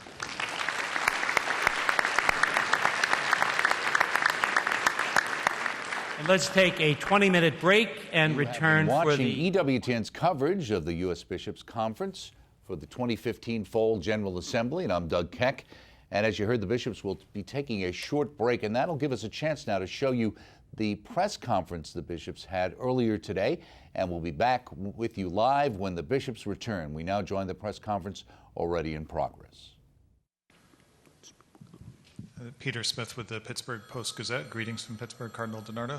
I had just one very technical question on faithful citizenship. There was a line where it says bishops avoid endorsing candidates, but then it was crossed out or telling people how to vote. Can you provide some clarification? I think it was changed just to for a particular candidate. There was a question about a word, that's all. I think the basic substance of it still remains.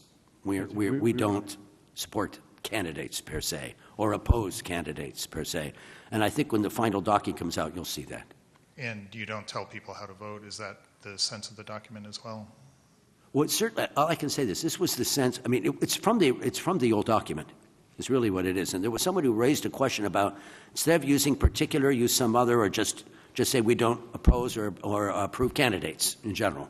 We just don't.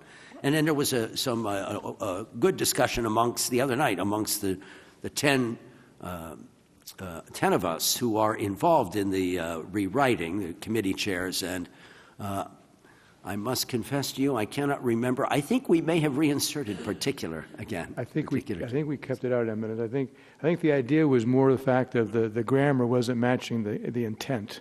And the Cardinal's right. We did not want to say that we endorse any candidates at all.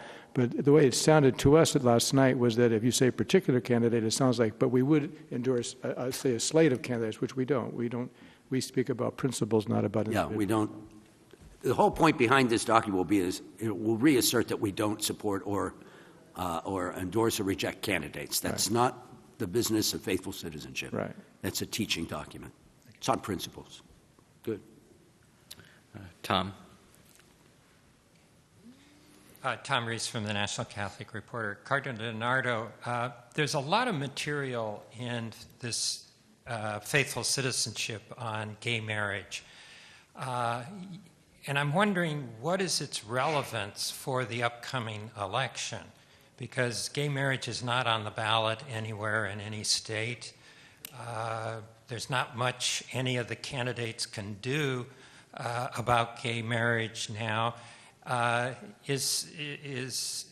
I'm trying to understand the strategy here. Is Well, it in the hopes of a constitutional amendment? It's possible along those lines. There's a question of once this is decided, then there are further things that can happen relative, for instance, to religious liberty questions. And that is why I think that the document has been so intent to make sure that the Catholic person, a citizen, understands where we are and what we understand by marriage and the sacrament of marriage, and the way some other issues are affected because of the decision of the Supreme Court on same-sex marriage.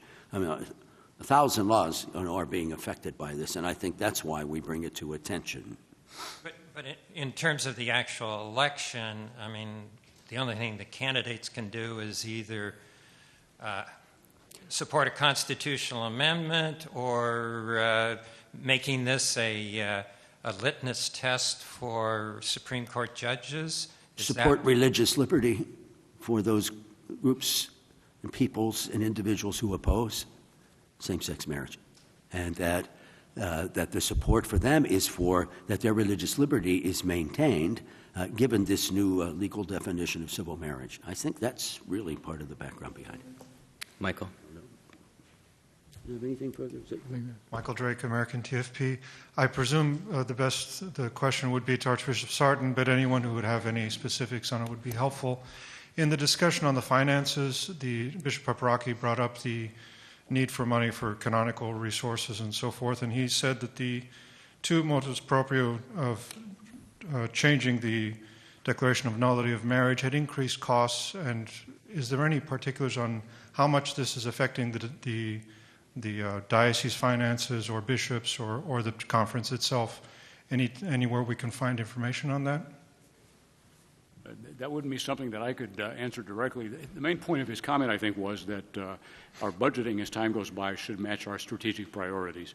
And as Monsignor Jenkins responded later, that was a very point that was made in our committee, and that definitely will be the way moving forward will happen. We were talking about today about a budget that is in effect before the next planning cycle. But his main point was just about matching budgeting to priorities, and I think we all agree that makes sense. May I add, I think that even if you deal sometimes with diocesan budgets, people don't always see, your priorities may be really strong relative to what you do in some social questions for the poor, but because some group goes with this, with administration, and another group goes with another office in the archdiocese, it may look lopsided. But actually, when the goods are distributed or when the work is being done, much more attention is being paid. For instance, some people would say, well, you have this whole block of material that you deal with pro-life. Why isn't the same thing in the block you give to Catholic Charities? Well, it's because we have 5 blocks we give to Catholic Charities from different buckets. And the net effect is that Catholic Charities gets far more. But some people would say, well, if you just looked at this budget. So one of the things we have to do is, I guess, whatever people who are talented at this, is to get software that can help local dioceses find a way in which they match the budget with their priorities in terms of the way finances operate in the buckets that come into the diocese. It occurred to me, too, that, but that's one element. There's also time and talent. There's a lot of resources we bring to bear on our priorities. The budget's one of them. It's a very important one, but there are other resources as well. Thank you, Your Eminence. Thank you, And I'm Doug Keck, back here at our EWTN studios, and that was the U.S. Bishops' press conference. Now, that was from earlier today, and the full Bishops' conference is expected to reconvene shortly. In the meantime, we will take a quick break, and on the other side, we'll continue with EWTN's live coverage of the U.S. Bishops' conference for the 2015 Fall General Assembly. Stay with us.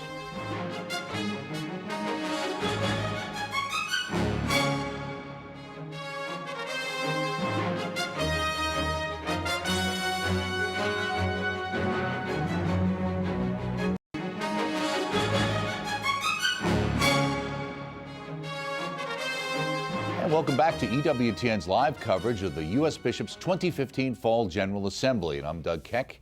And the Bishops' Conference has now reconvened, so we take you back live to the floor of the U.S. Bishops' Conference for their Fall General Assembly, coming to you live from Baltimore, Maryland.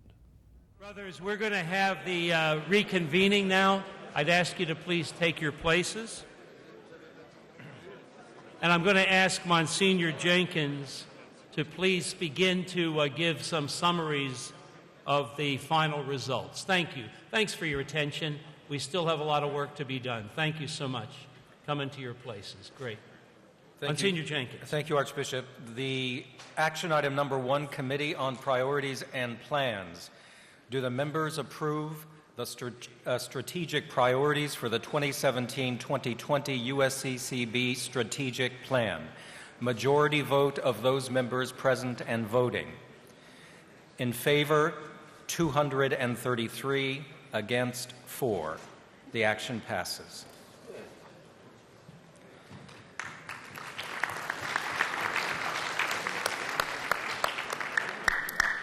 Action item number 3. Do the diocesan and eparchial bishops accept the recommendation of the Committee on Budget and Finance for approval of a 3% increase in the diocesan assessment for 2017? 2/3 of diocesan and eparchial bishops and their equivalents in law. In favor, 123. Against, 49. 2/3 of diocesan bishops and eparchial and those equivalent is 132. Since 132 was not reached, a mail ballot will be sent to those bishops who were not present. So the vote is inconclusive at this time. Action item number 4, Committee on Divine Worship. Do the Latin Church members approve the liturgical book, excerpts from the Roman Missal book for use at the chair, for use in the dioceses of the United States? 2/3 of Latin Church members. In favor, 187. Against, 27. Abstentions, 3. 167 is 2/3, so the action passes. Good, thank you. Let's say Alleluia.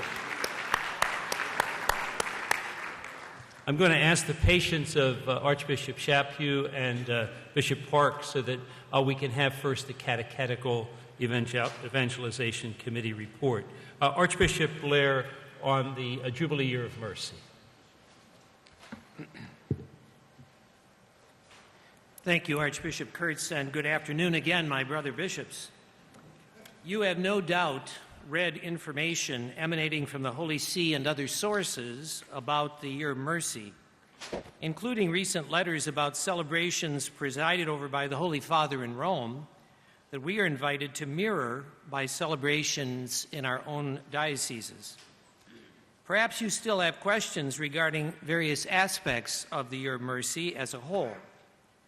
My purpose this afternoon is simply to provide an overview and to present to you in particular the USCCB resources that have been developed for the Jubilee of Mercy. I do so on behalf of the Committee on Evangelization and Catechesis. However, the resources contained in this presentation, along with others still being developed, are the result of collaboration with several committees and secretariats, and I would like to thank all those who agreed to be part of this effort. Pope Francis's Bull of Indiction for the Jubilee of Mercy, Misericordiae Vultus, sets forth his vision for the celebration of the Jubilee of Mercy. As you know, the Jubilee begins on December 8th, 2015, the solemnity of the Immaculate Conception and the 50th anniversary of the closing of the Second Vatican Council. The year will conclude on November 20, 2016, the solemnity of our Lord Jesus Christ, King of the universe. In Misericordiae Vultus, Pope Francis highlights some of the themes of mercy that are meant to guide the Jubilee. And he mentions several activities that give witness to mercy and serve as models for a compassionate life and a compassionate church. Rooted in Scripture and tradition, and with particular reference to the spiritual and corporal works of mercy, Misericordiae Vultus provides an outline from which the conference, dioceses, parishes, and families can build resources for a deeper sense of the mercy of God working in people's lives. During this year, Pope Francis calls us to gaze even more attentively on mercy so that we may become a more effective sign of the Father's action in our lives. And in doing so, we lead others to God's loving mercy and compassion. The Holy See's official website for the Jubilee, presented on the slide, offers a number of catechetical resources for the Jubilee.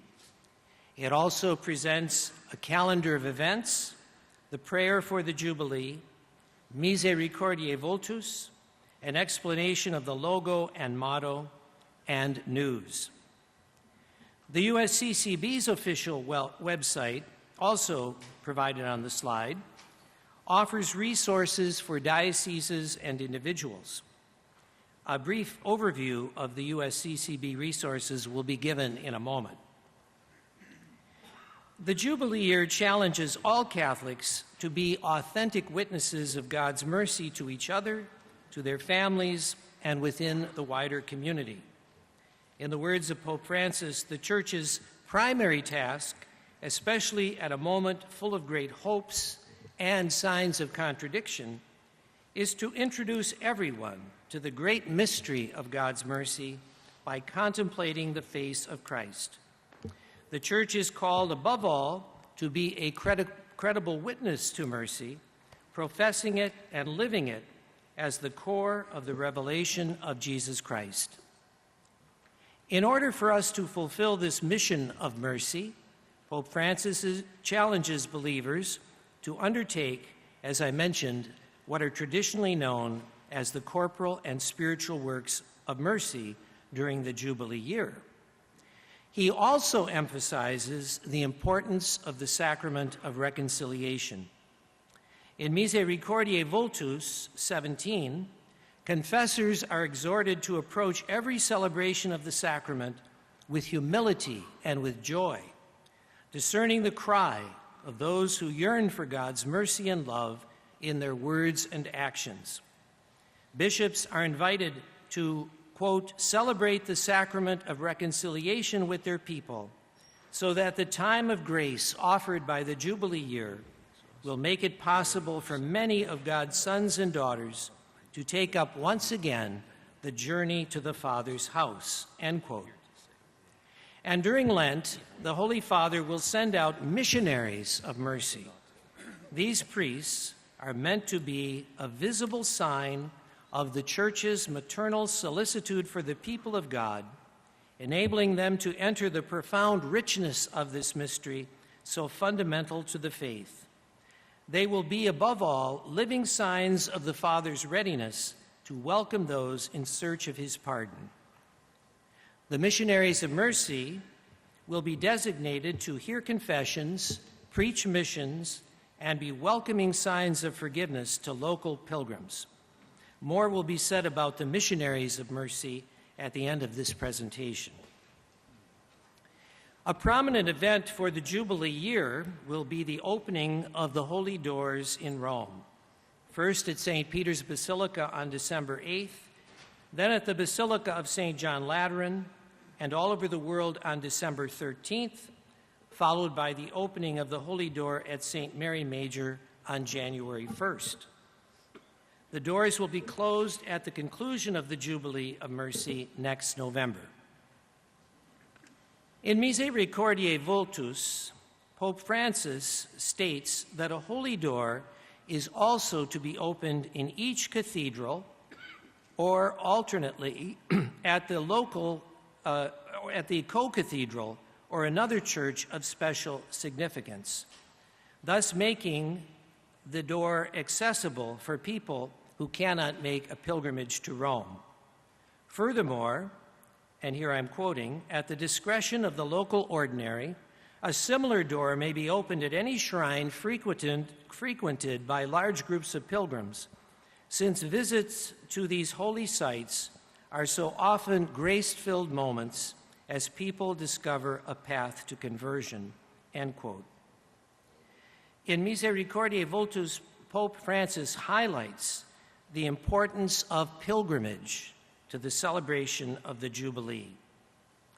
To assist bishops with the opening of the Diocesan Holy Door, the Pontifical Council for the Promotion of the New Evangelization has published the rite for the opening of the Door of Mercy in the local churches.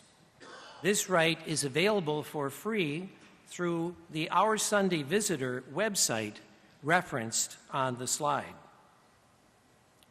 The Holy Fathers emphasized his desire that the Jubilee year be celebrated locally in each diocese and not just in Rome. Each diocese and each parish is encouraged to have events and activities that foster our ability to live out God's call to act with mercy.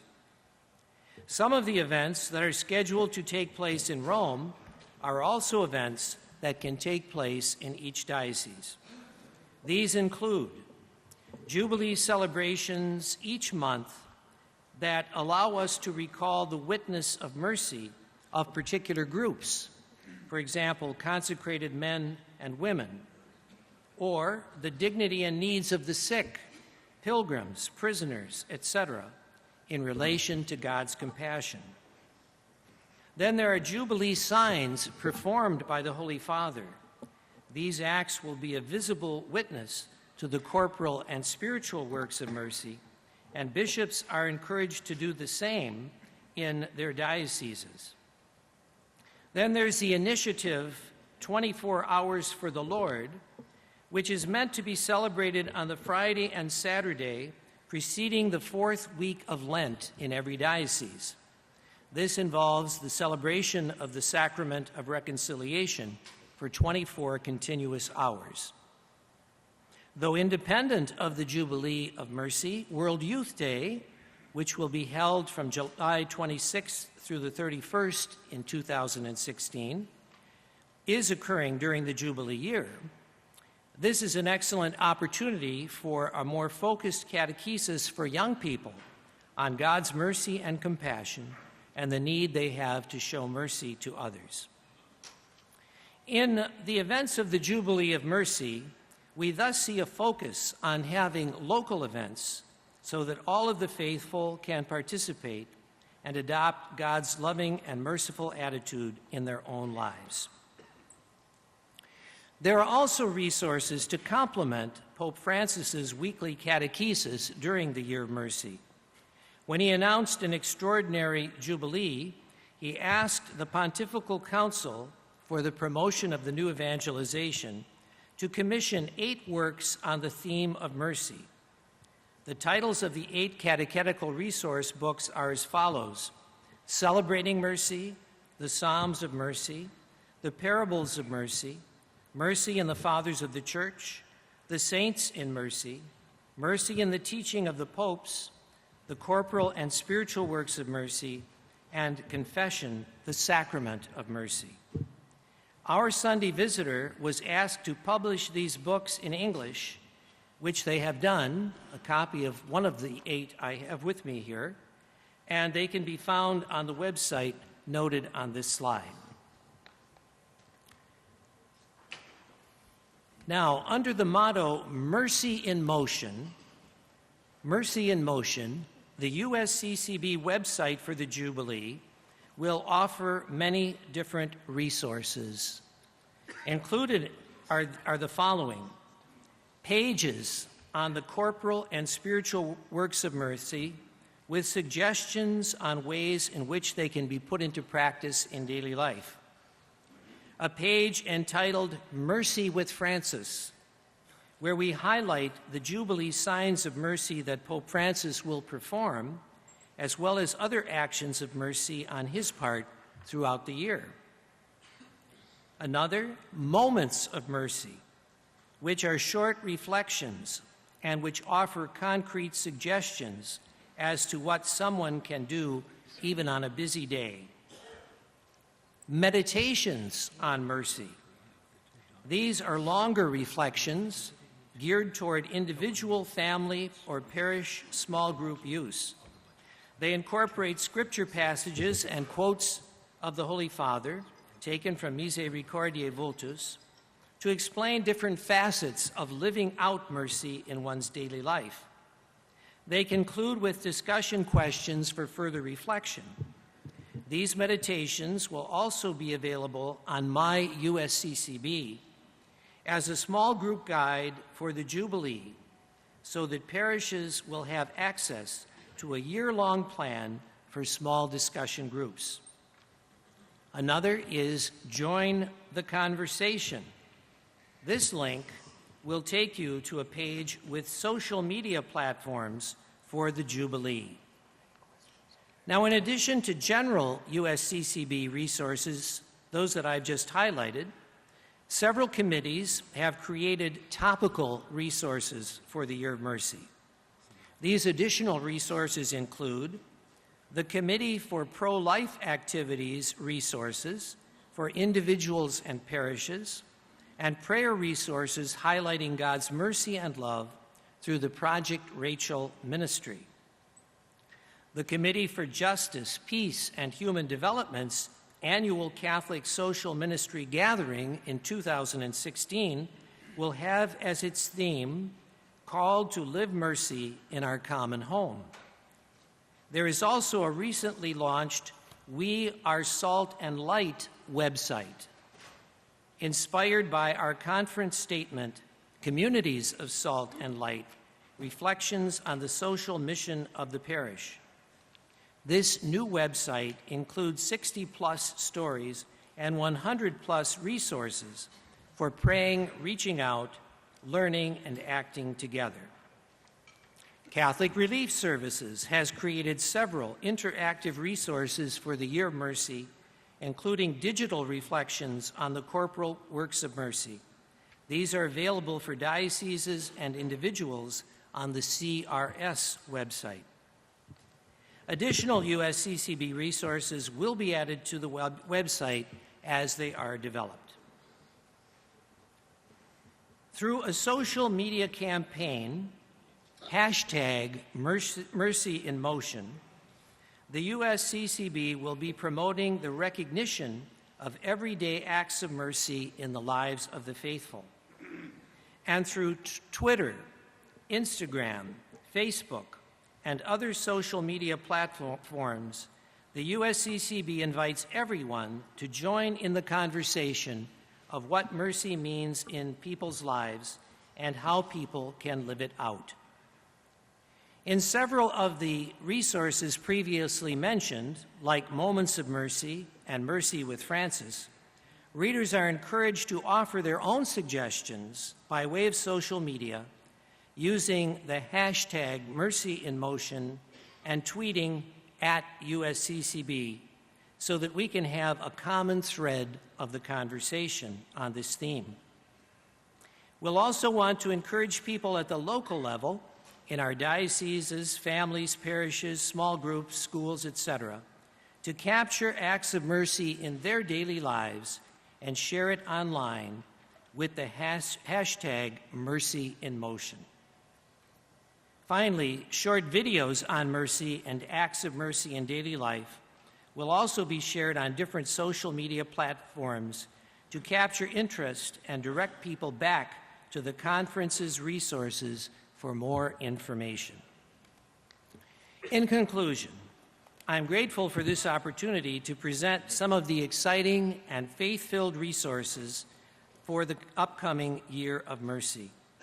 I'd also like to extend thanks to all the collaborating committee members and staff who have agreed to assist in developing these resources and, more importantly, in working to promote the Jubilee throughout the year. I mentioned earlier that something more would be said about the missionaries of mercy. I know that questions have arisen about their nature and purpose, and for that I'm going to turn to Archbishop Kurtz, who has graciously agreed to share with us some of what he learned in Rome about this matter, and also to say something about the timing of the closure of the Holy Year in our respective dioceses.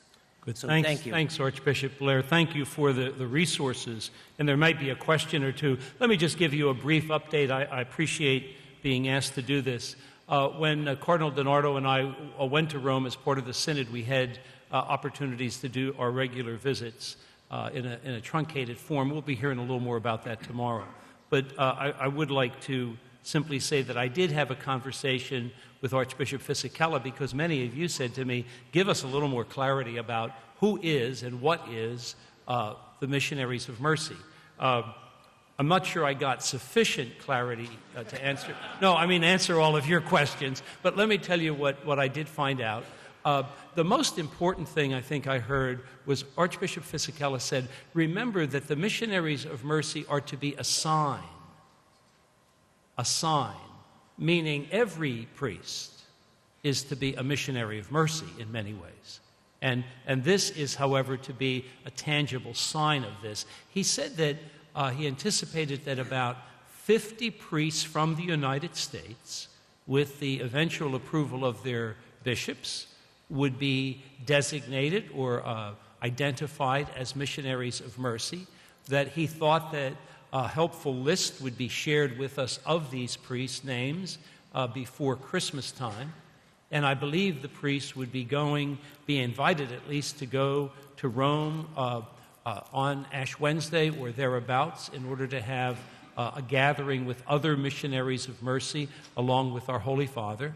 He felt that in some ways their task would be very much up to the local bishop's request and the availability of the specific missionary of mercy.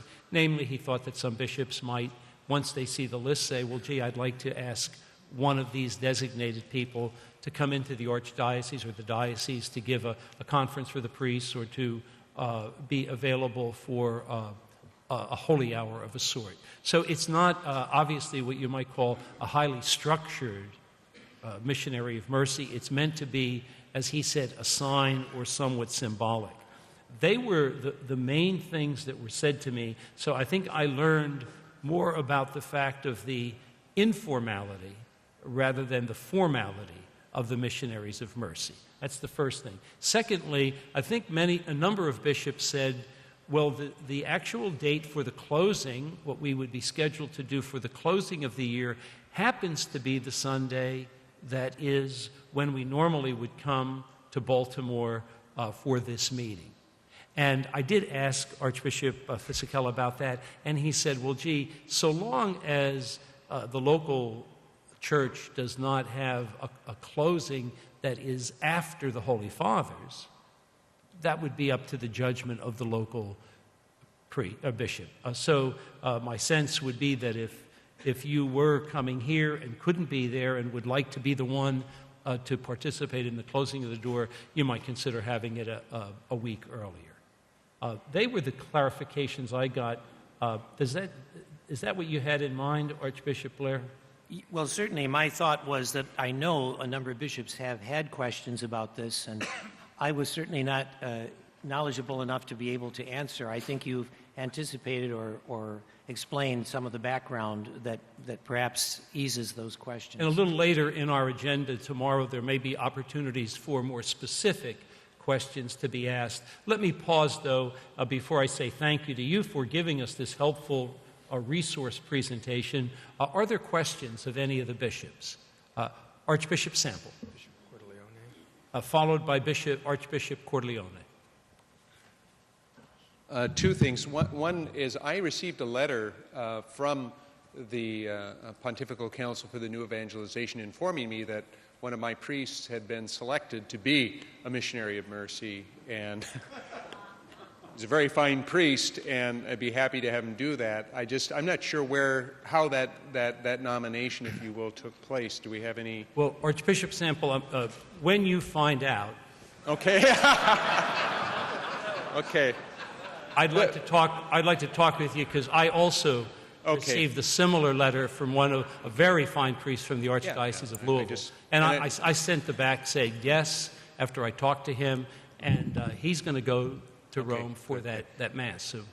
My primary question, though, had to do with the Door of Mercy in the local churches. I'm just trying to get some clarification around the number, if you will, of doors that can be opened in a particular local church, a diocese.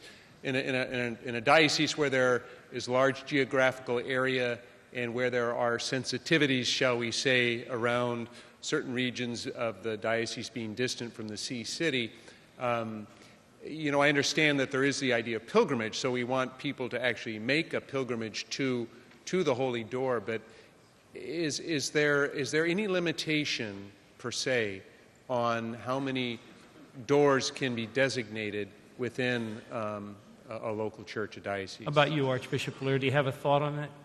Well, back in June, at our June meeting in St. Louis, we had a meeting with the Pontifical Council for the New Evangelization, not about the Holy Year, but with regard to catechesis and evangelization in the United States. And I might add, it was a very, very fruitful meeting.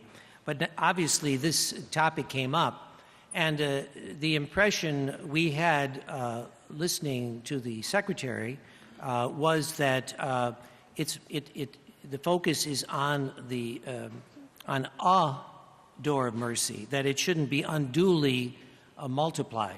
I think the language that I shared with you earlier indicates that, as ordinary, you certainly have discretion. The cathedral or a co-cathedral or some other significant church, but I think there the assumption is that it's going to be one of those. But then it goes on to say if there are shrines of significance that could be designated, that's possible too. So I think it's not too unduly multiplied. I get the clear sense that's not the idea. But I think certainly Pope Francis, I think we could say, would want to offer as broad an opportunity as possible. He even mentions for the sick, for even those in prison, even visiting their prison chapel. I don't know how many prisons have chapels in our country, but that could fulfill the requirement. So I think it's a prudent judgment about not overly multiplying, but not restricting it unduly either. That's just my personal interpretation of what I've seen. Good. Thanks, Archbishop. I think there's also Archbishop Corleone and Bishop Coyne. Thank you. That was my question about if other churches could be designated for the Holy Doors beyond a co-cathedral or a shrine. Historical churches, we have missions in California appropriately this year, many founded by St. Junipero Serra. But I think you pretty much clarified that. It's allowed to have a few more, but just don't over-multiply it is the idea. Good. Thanks. Bishop Coyne, followed by Bishop Pfeiffer. Just by way of information on the Missionaries of Mercy, I was at that meeting with the Pontifical Council for the New Evangelization, and at that meeting afterwards I said, how do we get somebody to be designated? And they said, there's an application online. So I went to the web page, and sure enough, there's an application online. And so we chose 3 priests from our diocese who are good confessors and well thought out to be Missionaries of Mercies. They went online, filled out the application, and I simply just attached a scanned letter of approval. And within a month, they get back a letter saying they are now 3 Missionaries of Mercy. So it's an easy process for any of us to do if you wish to choose one designated from your diocese. It was just that this was not, I don't think, it wasn't shared with a lot of us by way of information, I think. Good, helpful information. Yes, I think you make a very good point that we should be, and I include myself in this because I haven't up till now, be attentive to that website for the Jubilee year from the Holy See. You remind me of another point that I ought to share with you, that you can actually register your Holy Door with the Holy See, and there's an application process for that as well on their website. And our staff from the committee would be happy to assist you with this. I don't think that it's essential to do it, at least that's not my understanding. But if you wish to do this, and perhaps the Holy See will use this for the purposes of showing the worldwide nature of this, but that website, I think we would all do well to look at more closely. Good. Thank you. I think Bishop Pfeiffer, and then we do have a number of other agenda items, so if it's at all possible, perhaps you could be the last speaker for this topic. Well, Archbishop, I believe my comment was already made by Bishop Christopher, because about a month ago I read in the Sunday Visitor a little excerpt that the Pontifical Commission was inviting priests and especially retired bishops to volunteer to become missionaries of mercy. They would give their name to the local bishop, and he would send in the names of approval. But over and above that, I would hope that in our dioceses, we would name many missionaries of mercy, ordained and unordained, to go out in a special way during this year and bring God's mercy to countless people that never experienced God's mercy. I could say a lot about that. I just mentioned that idea. My only thought would be that I would be a little cautious about using the technical term missionaries of mercy that is defined in the Jubilee program and applying it to other people that might not even be ordained, lest there be some confusion. But I certainly think the idea is an excellent one. Maybe some other term could be used to express the same idea.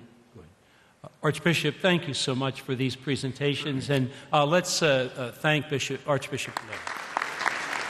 Thank you. I know it's a long day, but if you could just have one more shot in the arm, we have a few nice things for us to talk about here. Let's begin with some potential saints in the making. And we'll start with Archbishop Chaput, if you would. Thank you, Archbishop. Brothers, there's a biography of Father Bill Atkinson in your material. I'm sure you looked at already. He was a Augustinian novice in Philadelphia when he was in a toboggan accident, became a quadriplegic. And his story is that he requested profession in the Augustinians, ordination as a priest, received permission from the Holy See for those things, and went on to lead a very productive life as a quadriplegic priest, basically teaching in one of our high schools, Catholic high schools in Philadelphia. I think that his cause would be a beautiful one because it would be a source of encouragement for people with this kind of accident in their life, this kind of disability. But also, it reminds us of the great generosity of his family, his religious community. They were all called to holiness by their special care for this man. So I think he would fit very beautifully into the niche of the communion of saints as a very special patron. And I would appreciate your support as we bring this cause to the Holy See. Thanks, Archbishop. And before we have some expression of support, are there any observations that any members would like to make? If not, are you ready to make a formal voice support? All those in favor indicate by saying aye. Aye. Opposed? Wonderful. Thank you, Archbishop. Thank you very much, brothers. And Bishop Greg Parks, you also have a candidate. Yes, thank you very much, Archbishop Kurtz.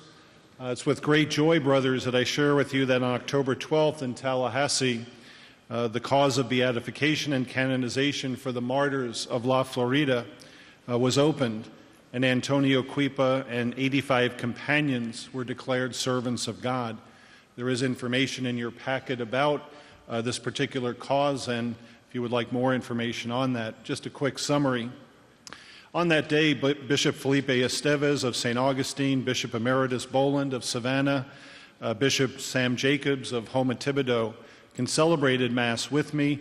There were also some 50 priests, many religious, and hundreds of lay faithful, including many Native Americans present.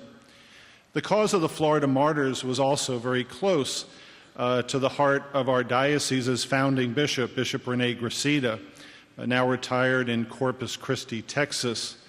And it was most dear to the heart of one of our illustrious predecessors, Archbishop John Mark Gannon of Erie, who addressed the American hierarchy at their annual meeting 75 years ago and assembled a team to take up the canonization of the American martyrs. The martyrs of La Florida are martyrs of evangelization who gave their lives to share and live the gospel in colonial Florida. The cause includes both men and women and also 9 children. The priests and religious missionaries were from Spain and Cuba, 61 of the 86 proposed martyrs in the cause are Native Americans. The cause includes Fray Luis Cancer, a Dominican killed in Tampa Bay in 1549, Jesuit proto-martyr of the New World, Father Pedro Martinez, and the first native-born priest martyr in our nation, Franciscan Father Augustin Ponce de Leon, who offered his life in exchange for 2 altar boys in St. Augustine in 1705. The lead martyr chosen for the cause is Antonio Cuipa, a Native American. The choice of a Native American as the lead martyr reflects not only the sacrifice and success of the missionaries, but also will highlight the many, over 1,000 Native Americans killed for the faith whose names are lost in history. Antonio's martyrdom deeply touched the heart of Pope Clement XI in 1704, who took steps to open the cause for Antonio and his Indian companions. Antonio Cuipa is an inspiring example for us all. He was born at Mission San Luis in present-day Tallahassee, the son of converts.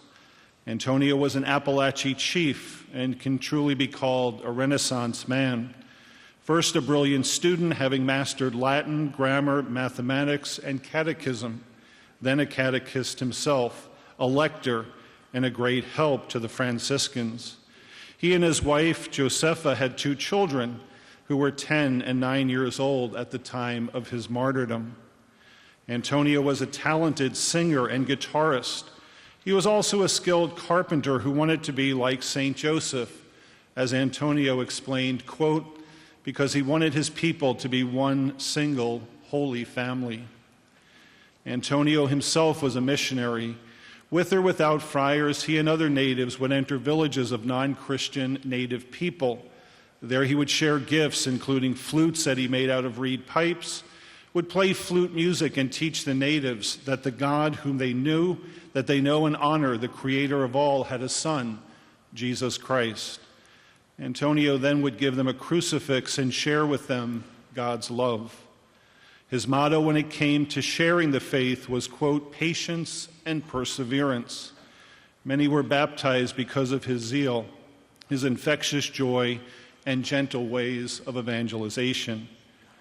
In 1702, English-directed attacks on the Catholic missions began to systematically force the native people to deny their Catholic faith and to live as slaves or to accept torture and death. During this time, priests were also kidnapped and tortured in an attempt to prompt them to renounce the faith. On January 26, 1704, an English-driven assault on a Catholic mission on the east side of Tallahassee captured Antonio. The great Chief Antonio, reputed for his faith and leadership, was singled out for special torture.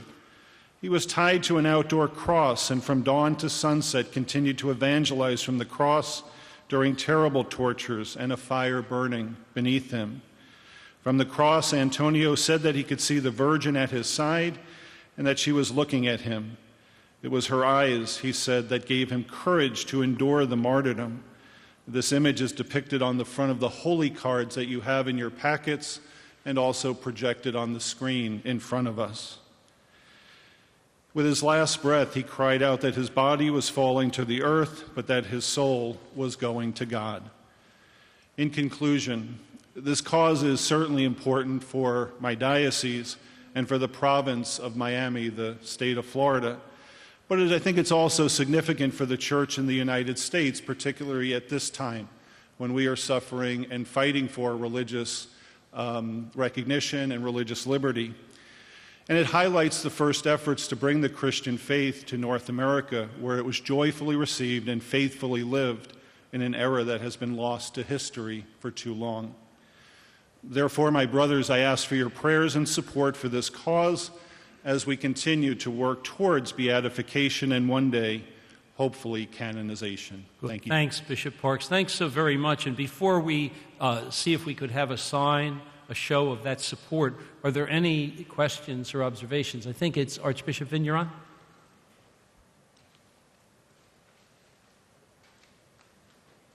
Thank you. I praise God for this wonderful manifestation of His glory. I'd like to call to mind what many of us heard in the last Ad Limina visit from Cardinal Amato. When we visited there, he said that support from the Episcopal Conference in their experience is indispensable for us in the local churches to deal with these causes. The Canon Law Committee, I know, has already once had a gathering of local postulators. We have a cause in Detroit for Father Solanus. I know there's another cause in Michigan, Bishop Barraga.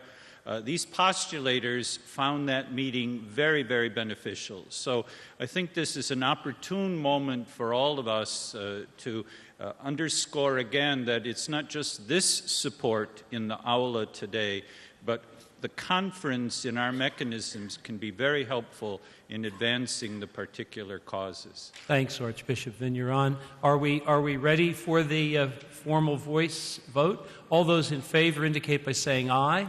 Aye. Opposed? Abstentions? Good. Thanks, Bishop Parks, very much.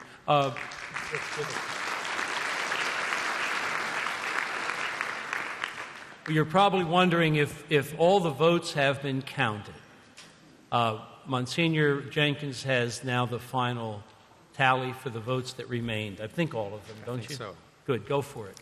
Action item number 5, Committee on Laity, Marriage, Family Life, and Youth. Do the members approve the proposed draft, Create in Me a Clean Heart, a pastoral response to pornography, to be issued as a formal statement by this body? 2/3 of the conference membership. In favor, 230.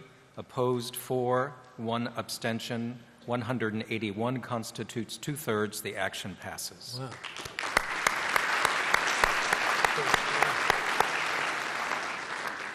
Action item number 6, Bishop's Working Group on Forming Consciences for Faithful Citizenship.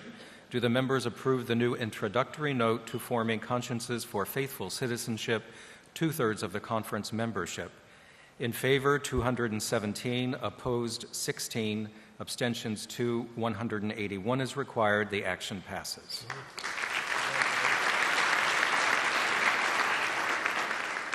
Action item number 6, Bishop's Working Group on Forming Consciences for Faithful Citizenship. Do the members approve the limited revision of the 2007 document, Forming Consciences for Faithful Citizenship? 2/3 of the conference membership. In favor, 210. Opposed, 21. Abstentions 5. 181 is needed. The action passes.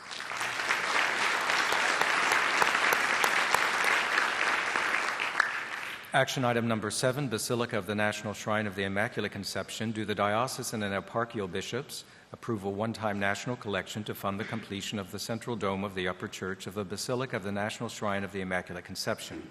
2/3 of the diocesan and eparchial bishops and their equivalents in law. In favor, 135. Opposed, 31. Abstentions 4. 2/3 is constituted by 132. The action passes.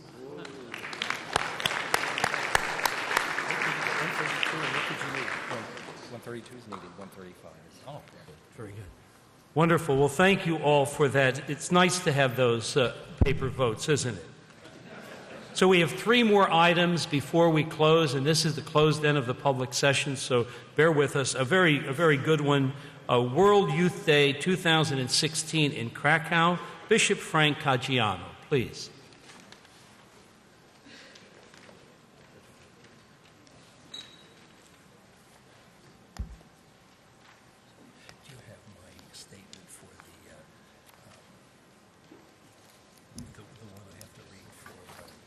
Thank you, Archbishop Kurtz. My brother bishops, good afternoon.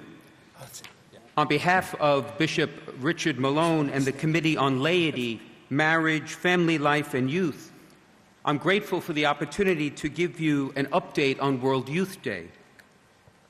Thanks to each and every one of you for your readiness to walk this pilgrimage with our Holy Father and the young people of our country.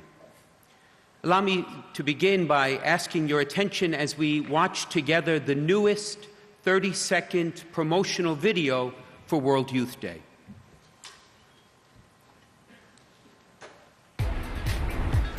Are you ready?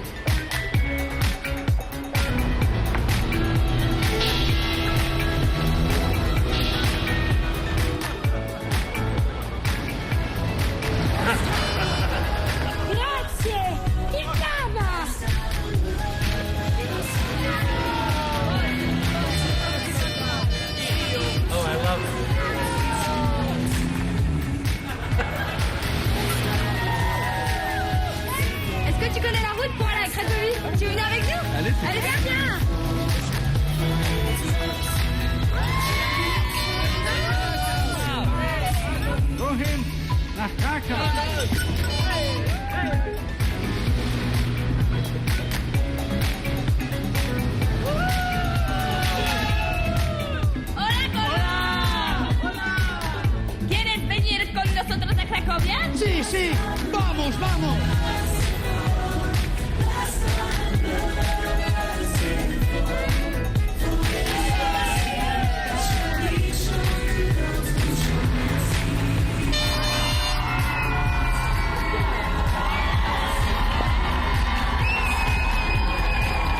Are you ready to say yes? Are you ready?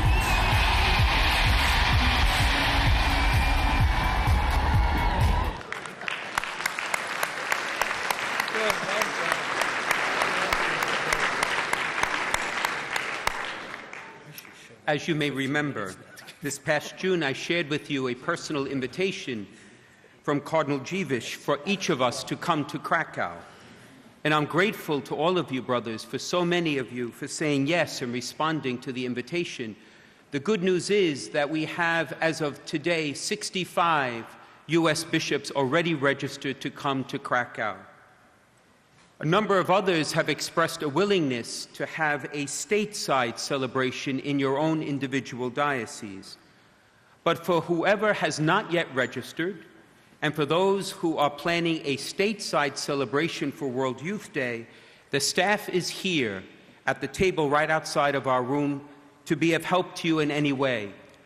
But allow me to give you a gentle reminder that whoever wishes to come to Krakow, the registration deadline is the 4th of December.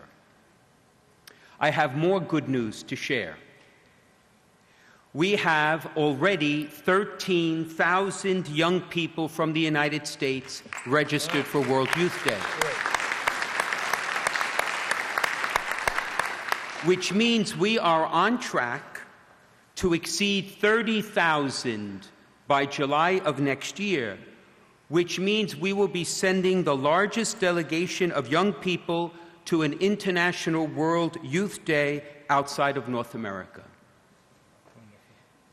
Recently, Pope Francis wrote a letter to all the young people preparing for World Youth Day, and he said, and I quote, "World Youth Day in Krakow 2016 forms part of the Holy Year of Mercy, and so becomes a youth jubilee at the world level. This means that next summer, every young person and every young adult has been invited to celebrate their Catholic faith and engage in acts of mercy. No one is excluded from the Jubilee. Everyone is called to be a pilgrim." So we can ask two questions of all of our young people and young adults. If everyone can be a pilgrim, where will you celebrate? And how will you embark on this pilgrimage?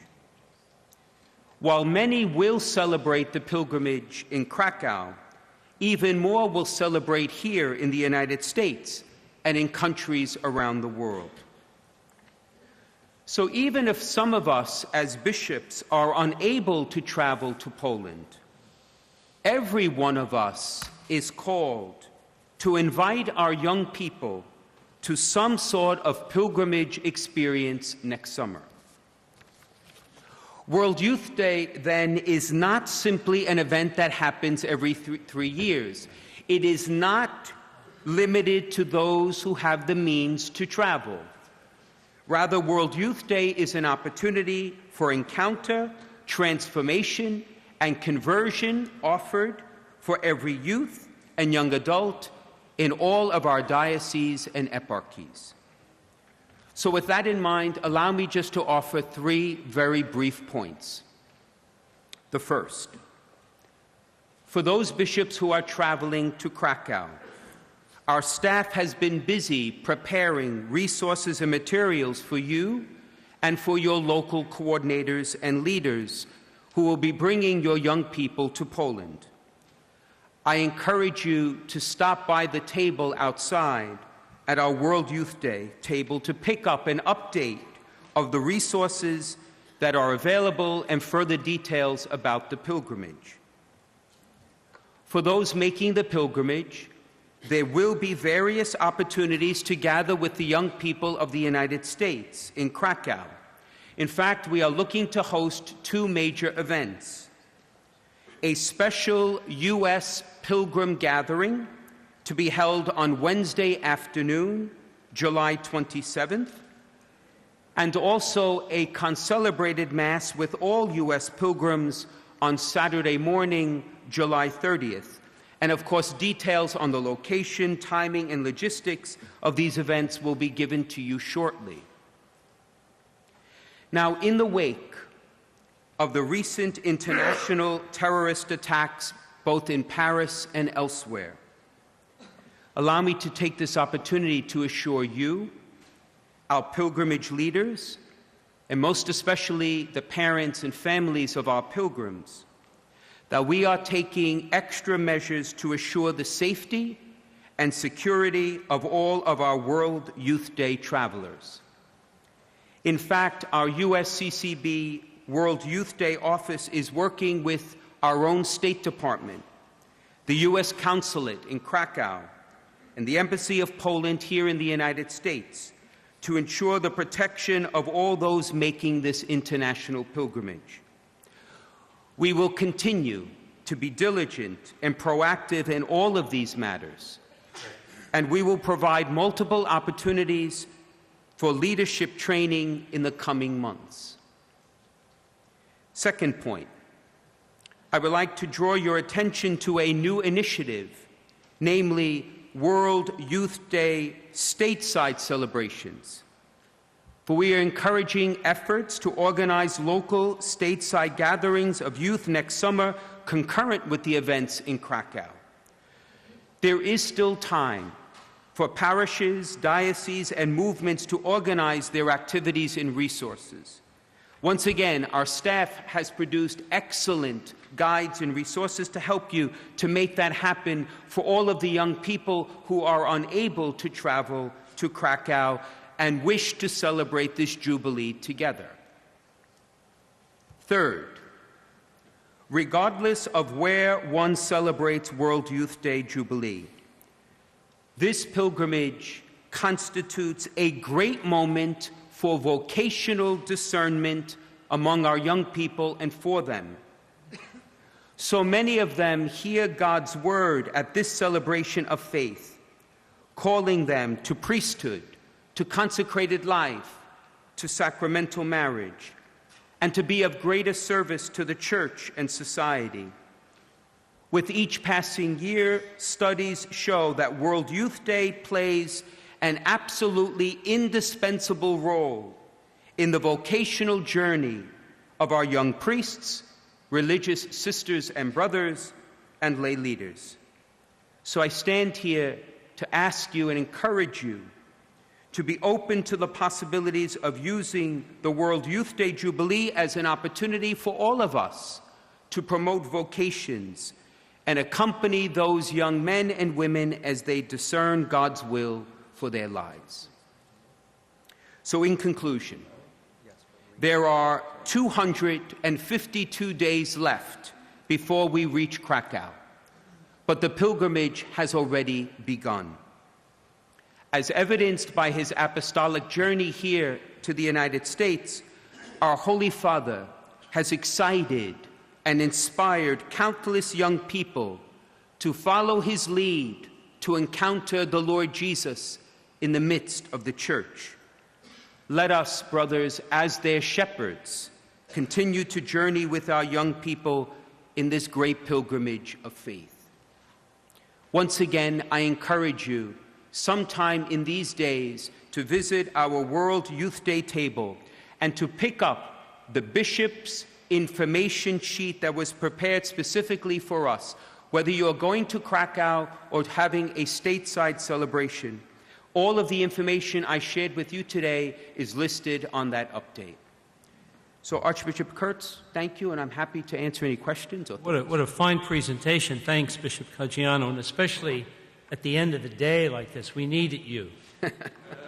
Thank you. Are there any questions concerning the presentation?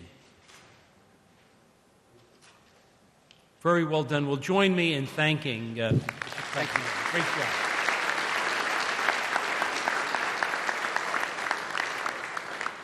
Bishops, there are two more items, and we are so close. You can't believe it. What I'm about to do is one of the pleasures of being your president. It's not at every assembly of ours that we get a chance to celebrate the 50th anniversary of an initiative that our conference has begun, and that even today remains important, very well supported by the faithful around the country, and appreciated not only by those who benefit from it, but also by those who see the good that our initiatives do. In a few minutes, I'm going to introduce a presentation by Bishop Elizondo, chairman of the National Collections Subcommittee on the Church in Latin America, so that he might give a little report and inspiration about the good work that the collection for the Church in Latin America has accomplished in the last 50 years. I know we'll continue to support the collection as we see the faithful of our dioceses show their support every year. Before I ask Bishop Elizondo to come forward, allow me to do two tasks.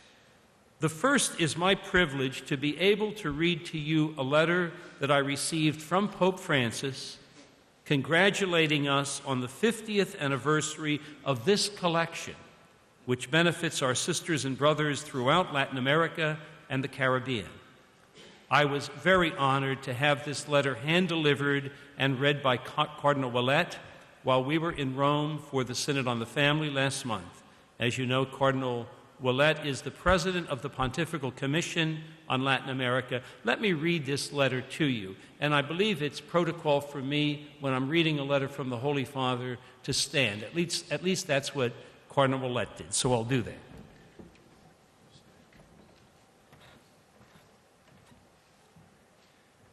To His Excellency, the Most Reverend Joseph E. Kurtz, Archbishop of Louisville, President of the United States Conference of Catholic Bishops.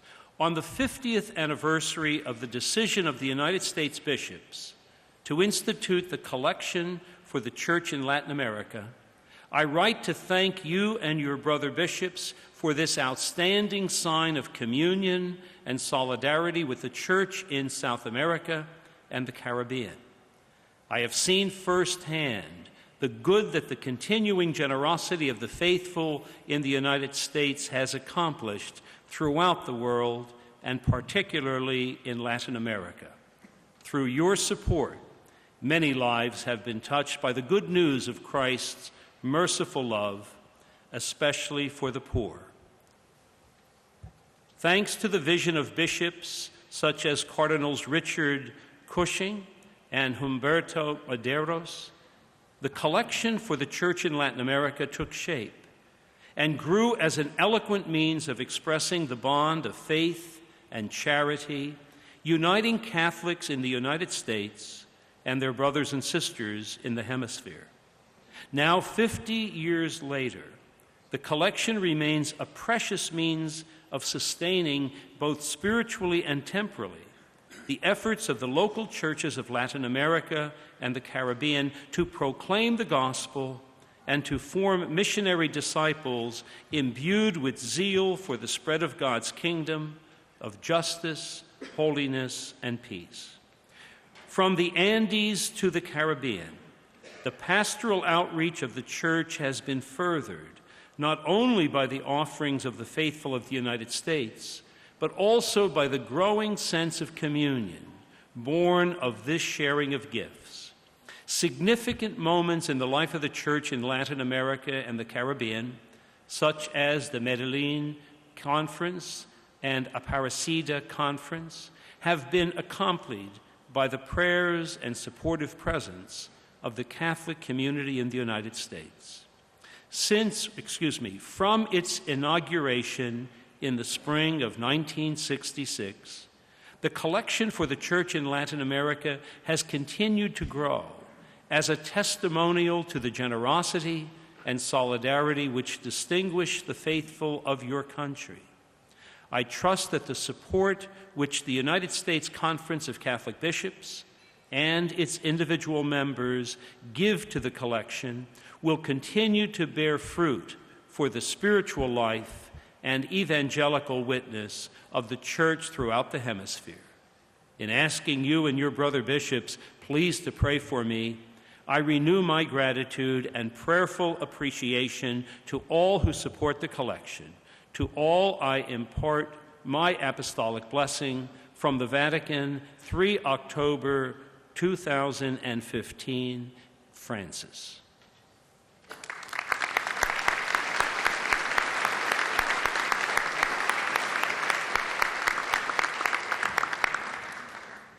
Brothers, the second item, fittingly, you may recall that during the visit of Pope Francis, the Holy Father presented us with a gift from the bishops of Cuba, a beautiful statue of the patroness of Cuba, Our Lady of Charity of Cobra. Pope Francis said the wish of the Cuban bishops was for the statue to benefit a large Cuban community in the United States. With his customary humor, Pope Francis said that he would leave the decision to me as to which community that is. Now, in the United States, we have been blessed to have a national shrine of Our Lady of Charity, located in the Archdiocese of Miami. Florida also enjoys the largest Cuban population in our country, and that population has a history with the shrine and their relation to the Church in Cuba.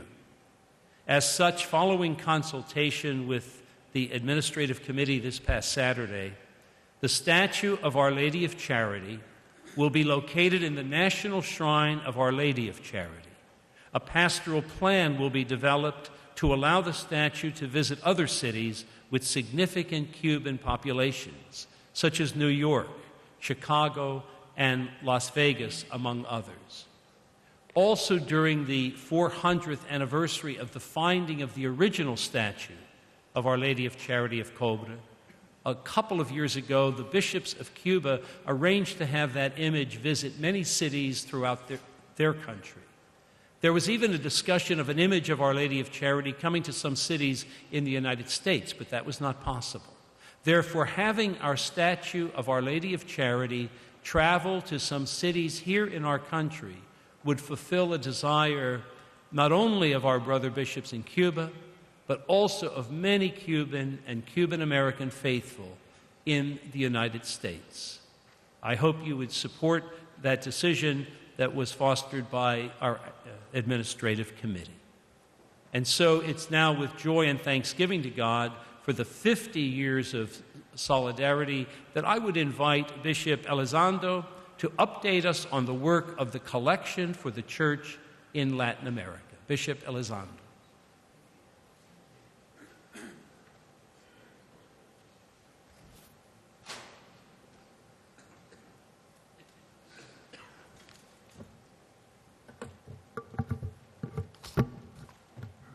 Thank you, Archbishop.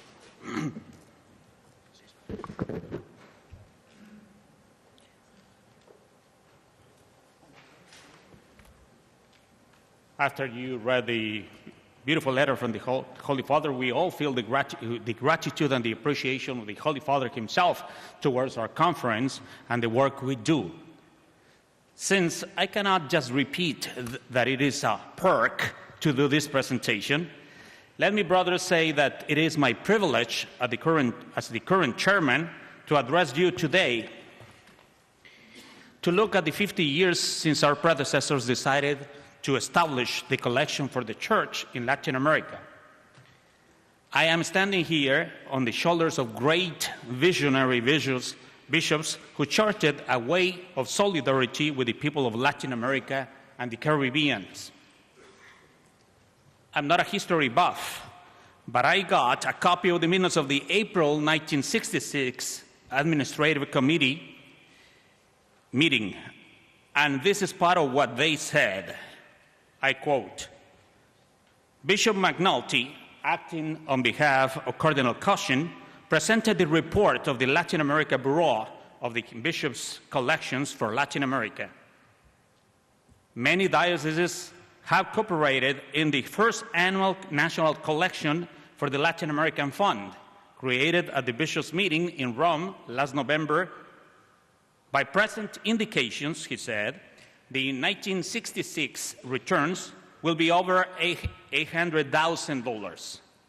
As of April 18, the returns amounted to $539,000.92. These sums comes from 44 of the 72 dioceses which participated in the national collection. End of quote. I quote this for you because the work that had been started 50 years ago at the General Assembly of our predecessors continues to be important today. The support for it has grown in our dioceses, not only have been generous but with this work, but also have been enriched by it in many ways, including the fact that we have now many Hispanics among the faithful and the leadership of our church here in the United States. But so that I don't bore you too much, let me show you a video celebrating the work of the subcommittee for the last 50 years. Please take a close look at it and hear this story of solidarity that was charted 50 years ago at an assembly much like this one. I hope that you are inspired by the stories and the work that has been accomplished with our support. A vast and beautiful region, people with lively faith, and we have been a part of it. We have a long history of sharing our faith in Jesus Christ with the people of Latin America and the Caribbean, a tradition that will continue in the years to come. In 1965, in an effort towards ensuring a future of continental solidarity, the bishops of the United States created an annual national collection to support the work of the Church of Latin America. This year marks the 50th anniversary of its creation. Cardinal Cushing of Boston was the first chairman of the then Latin America Committee.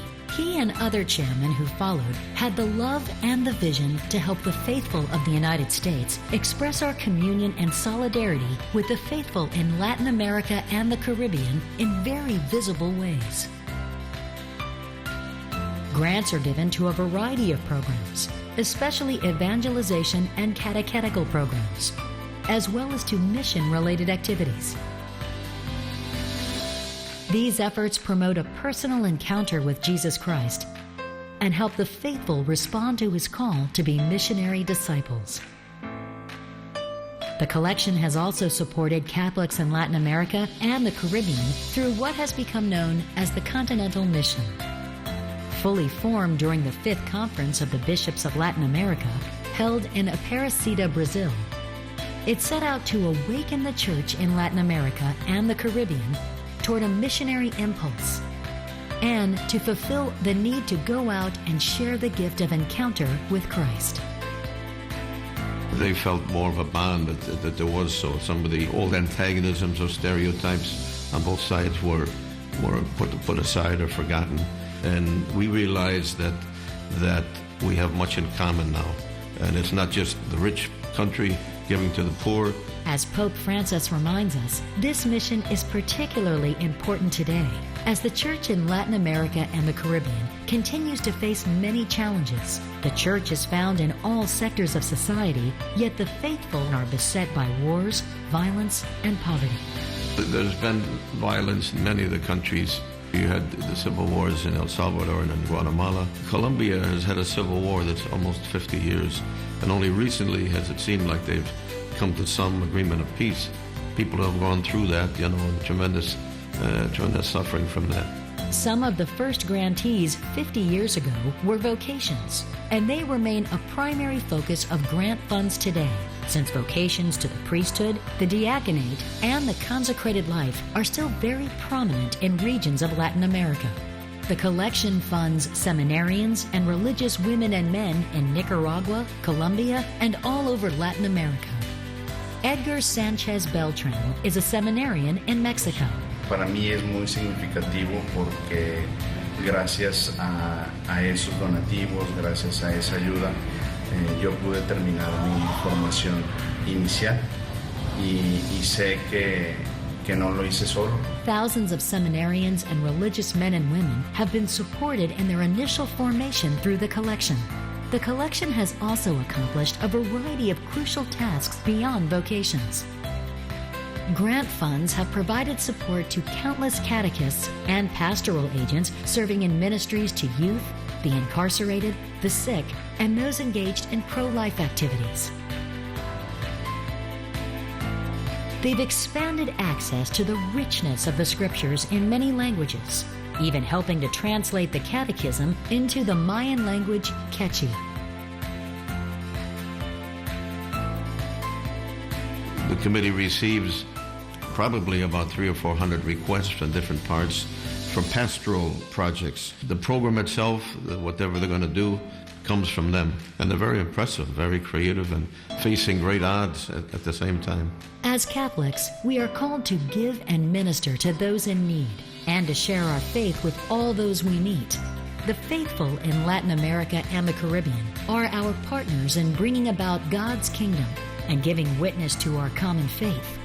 I would certainly encourage all of you, if not so, that you take up this collection and lift it up to the people, because it's a tremendous help for them and for us as well. We have shared the faith, and with your support, we'll continue this important endeavor.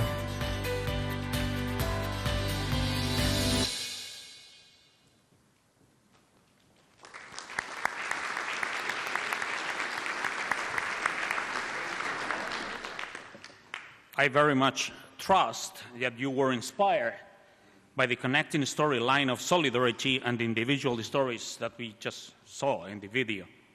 Before I close, let me just give you a few facts regarding the collection since it started.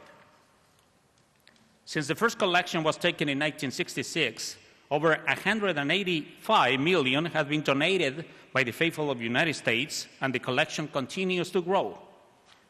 Over the years, the average grant to total annual collection ratio has been just under 94%.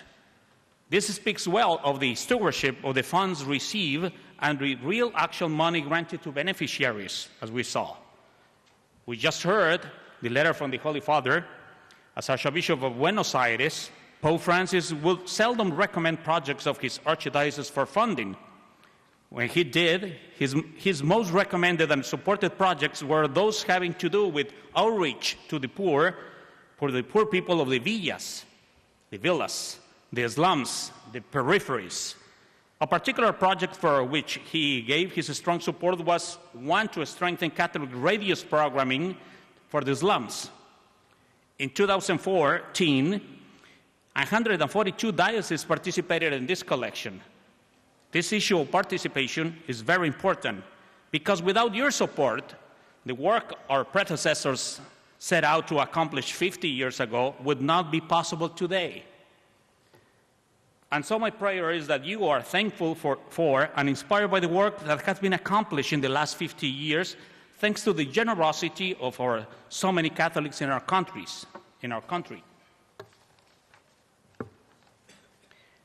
I also pray that you will be part of this expression of solidarity and communion today and into the future. While much has been accomplished, and thus our celebrations, of course, many needs still remain.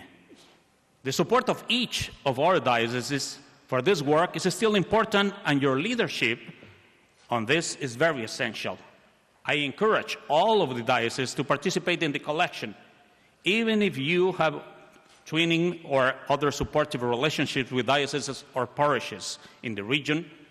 The collection gives all the faithful an opportunity to share the faith with their sisters and brothers to the south. Lastly, as a way of thanking each of you for the support you give to this collection, our subcommittee will host a reception tomorrow after our meetings ends for the day. I think it is in Essex C Salon, that is the very same floor, just to the left. We invite you to stop by, have a drink, and see some of the materials that show the work of our conference has accomplished in expressing solidarity with the Church in Latin America and the Caribbean. As a Latino myself, I am very grateful to all of you, my brothers, and continually inspired by the way you put your faith in action. God bless you. Thank you very much. Oh, thanks. Thank you.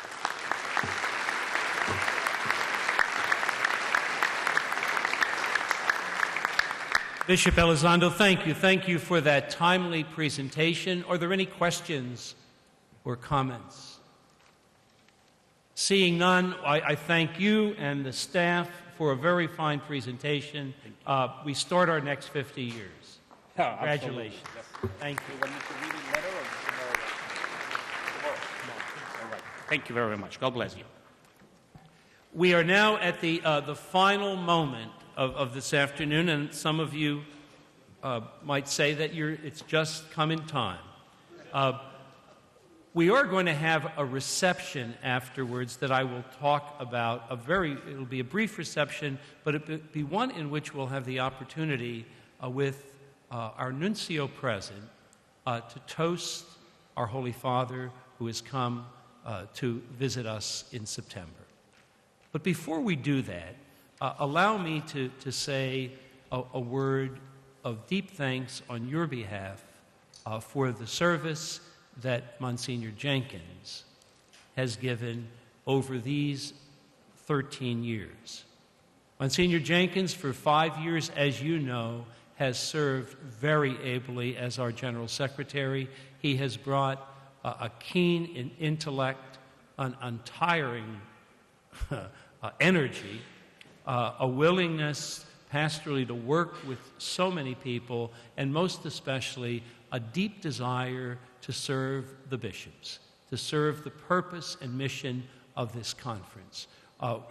He spent 5 years, as you know, prior to that as the Associate Secretary, and 3 years prior to that bringing his canonical skills to help us in some very difficult cases that occurred after, as you know, with regard to this sexual abuse. I do want to say on your behalf how deeply grateful we are to Monsignor Jenkins, and we would be very honored, since the reception's going to be in close quarters, if we could convince him to say a few words to us right now. Please join me in thanking.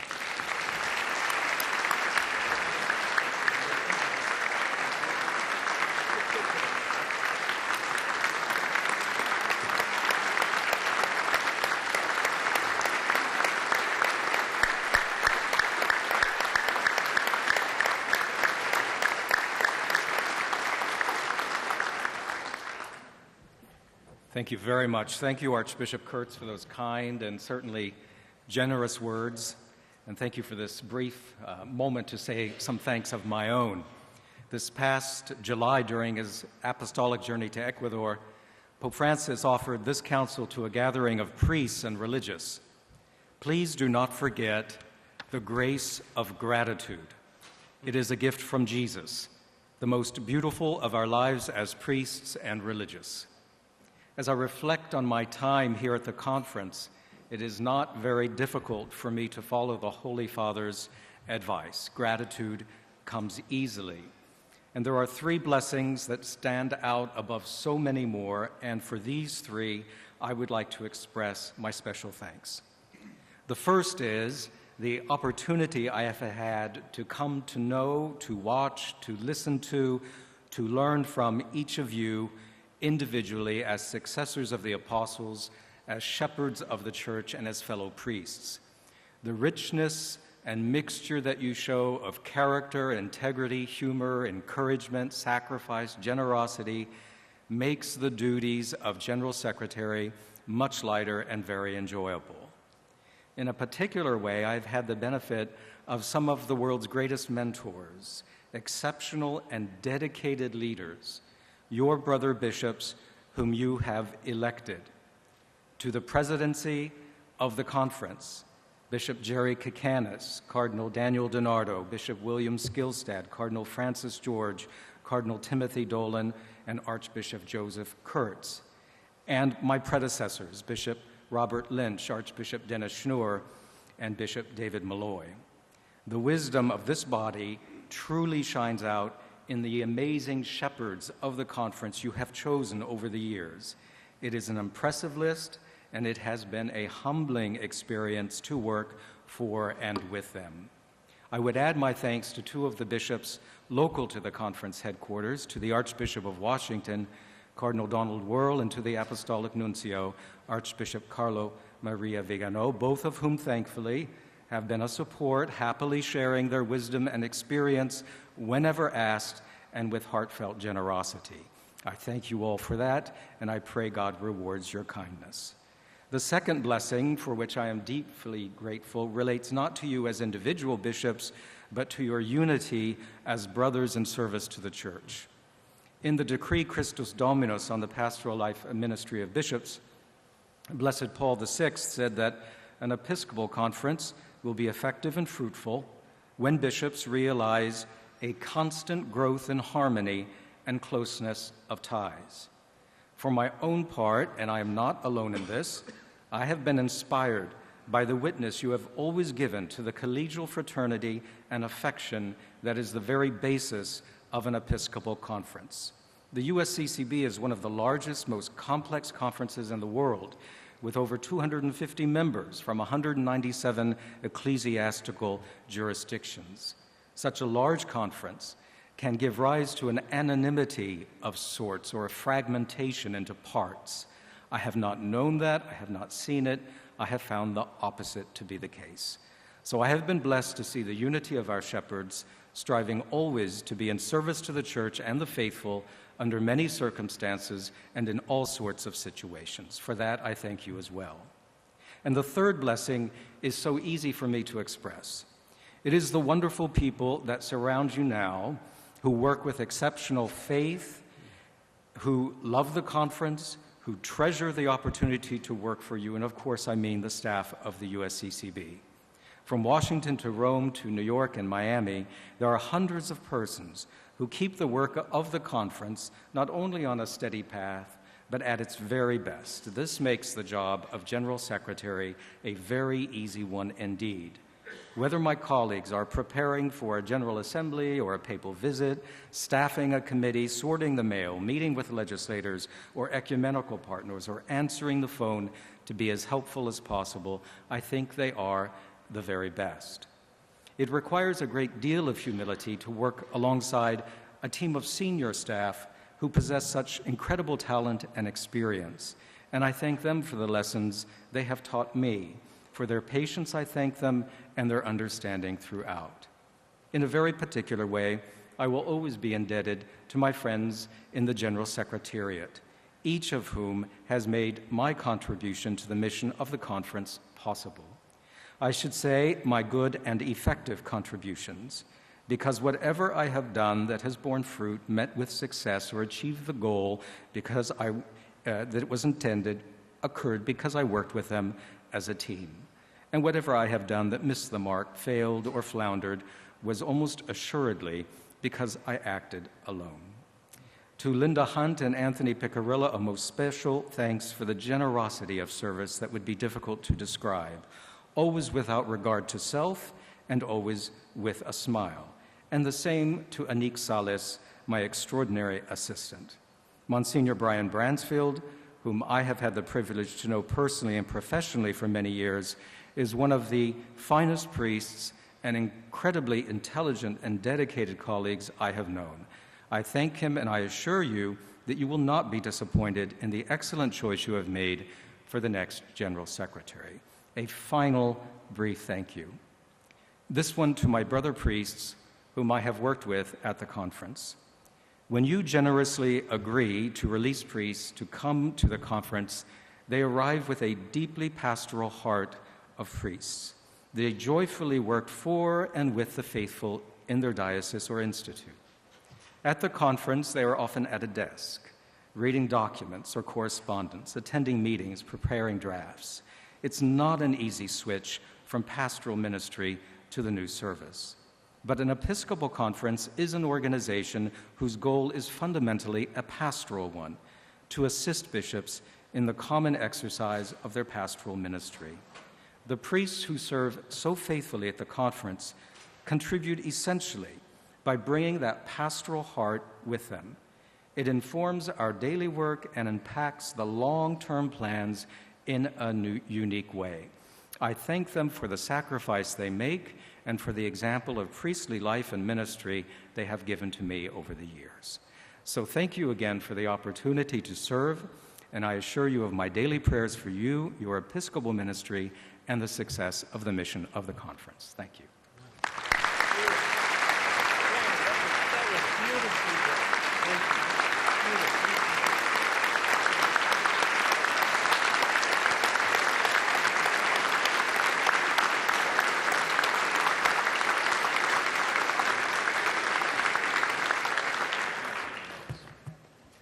Dear bishops, immediately after the close of this public session, which will occur in about a minute and a half, we have the benefit, and I hope you'll all join us for it, of a papal reception. It'll take place on the third floor, actually right under the Grand Foyer West, so right outside the Grand Ballroom on the third floor. If you'd make your way down the escalator, it would be right there. We will have, and thank you, Archbishop Vigano, because you have very graciously agreed to be present so that we might properly offer a toast to our Holy Father with his representative, his nuncio, present. Thank you for doing that. It will also give us an occasion, I think there'll be sufficient champagne, for us to offer a toast of gratitude to Monsignor Jenkins for his work, as well as a wonderful welcome to Monsignor Bransfield for the work that he will do now as we move to the future. So I thank you for your being willing to do that. This now concludes the public portion of our meeting.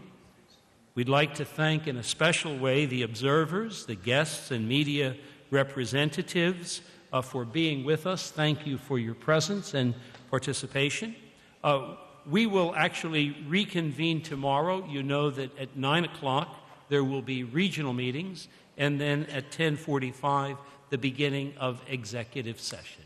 Thank you for your full participation these last 2 days. Glory be to the Father, and to the Son, and to the Holy Spirit, as it was in the beginning, is now, and ever shall be, world without end. Amen. See you downstairs.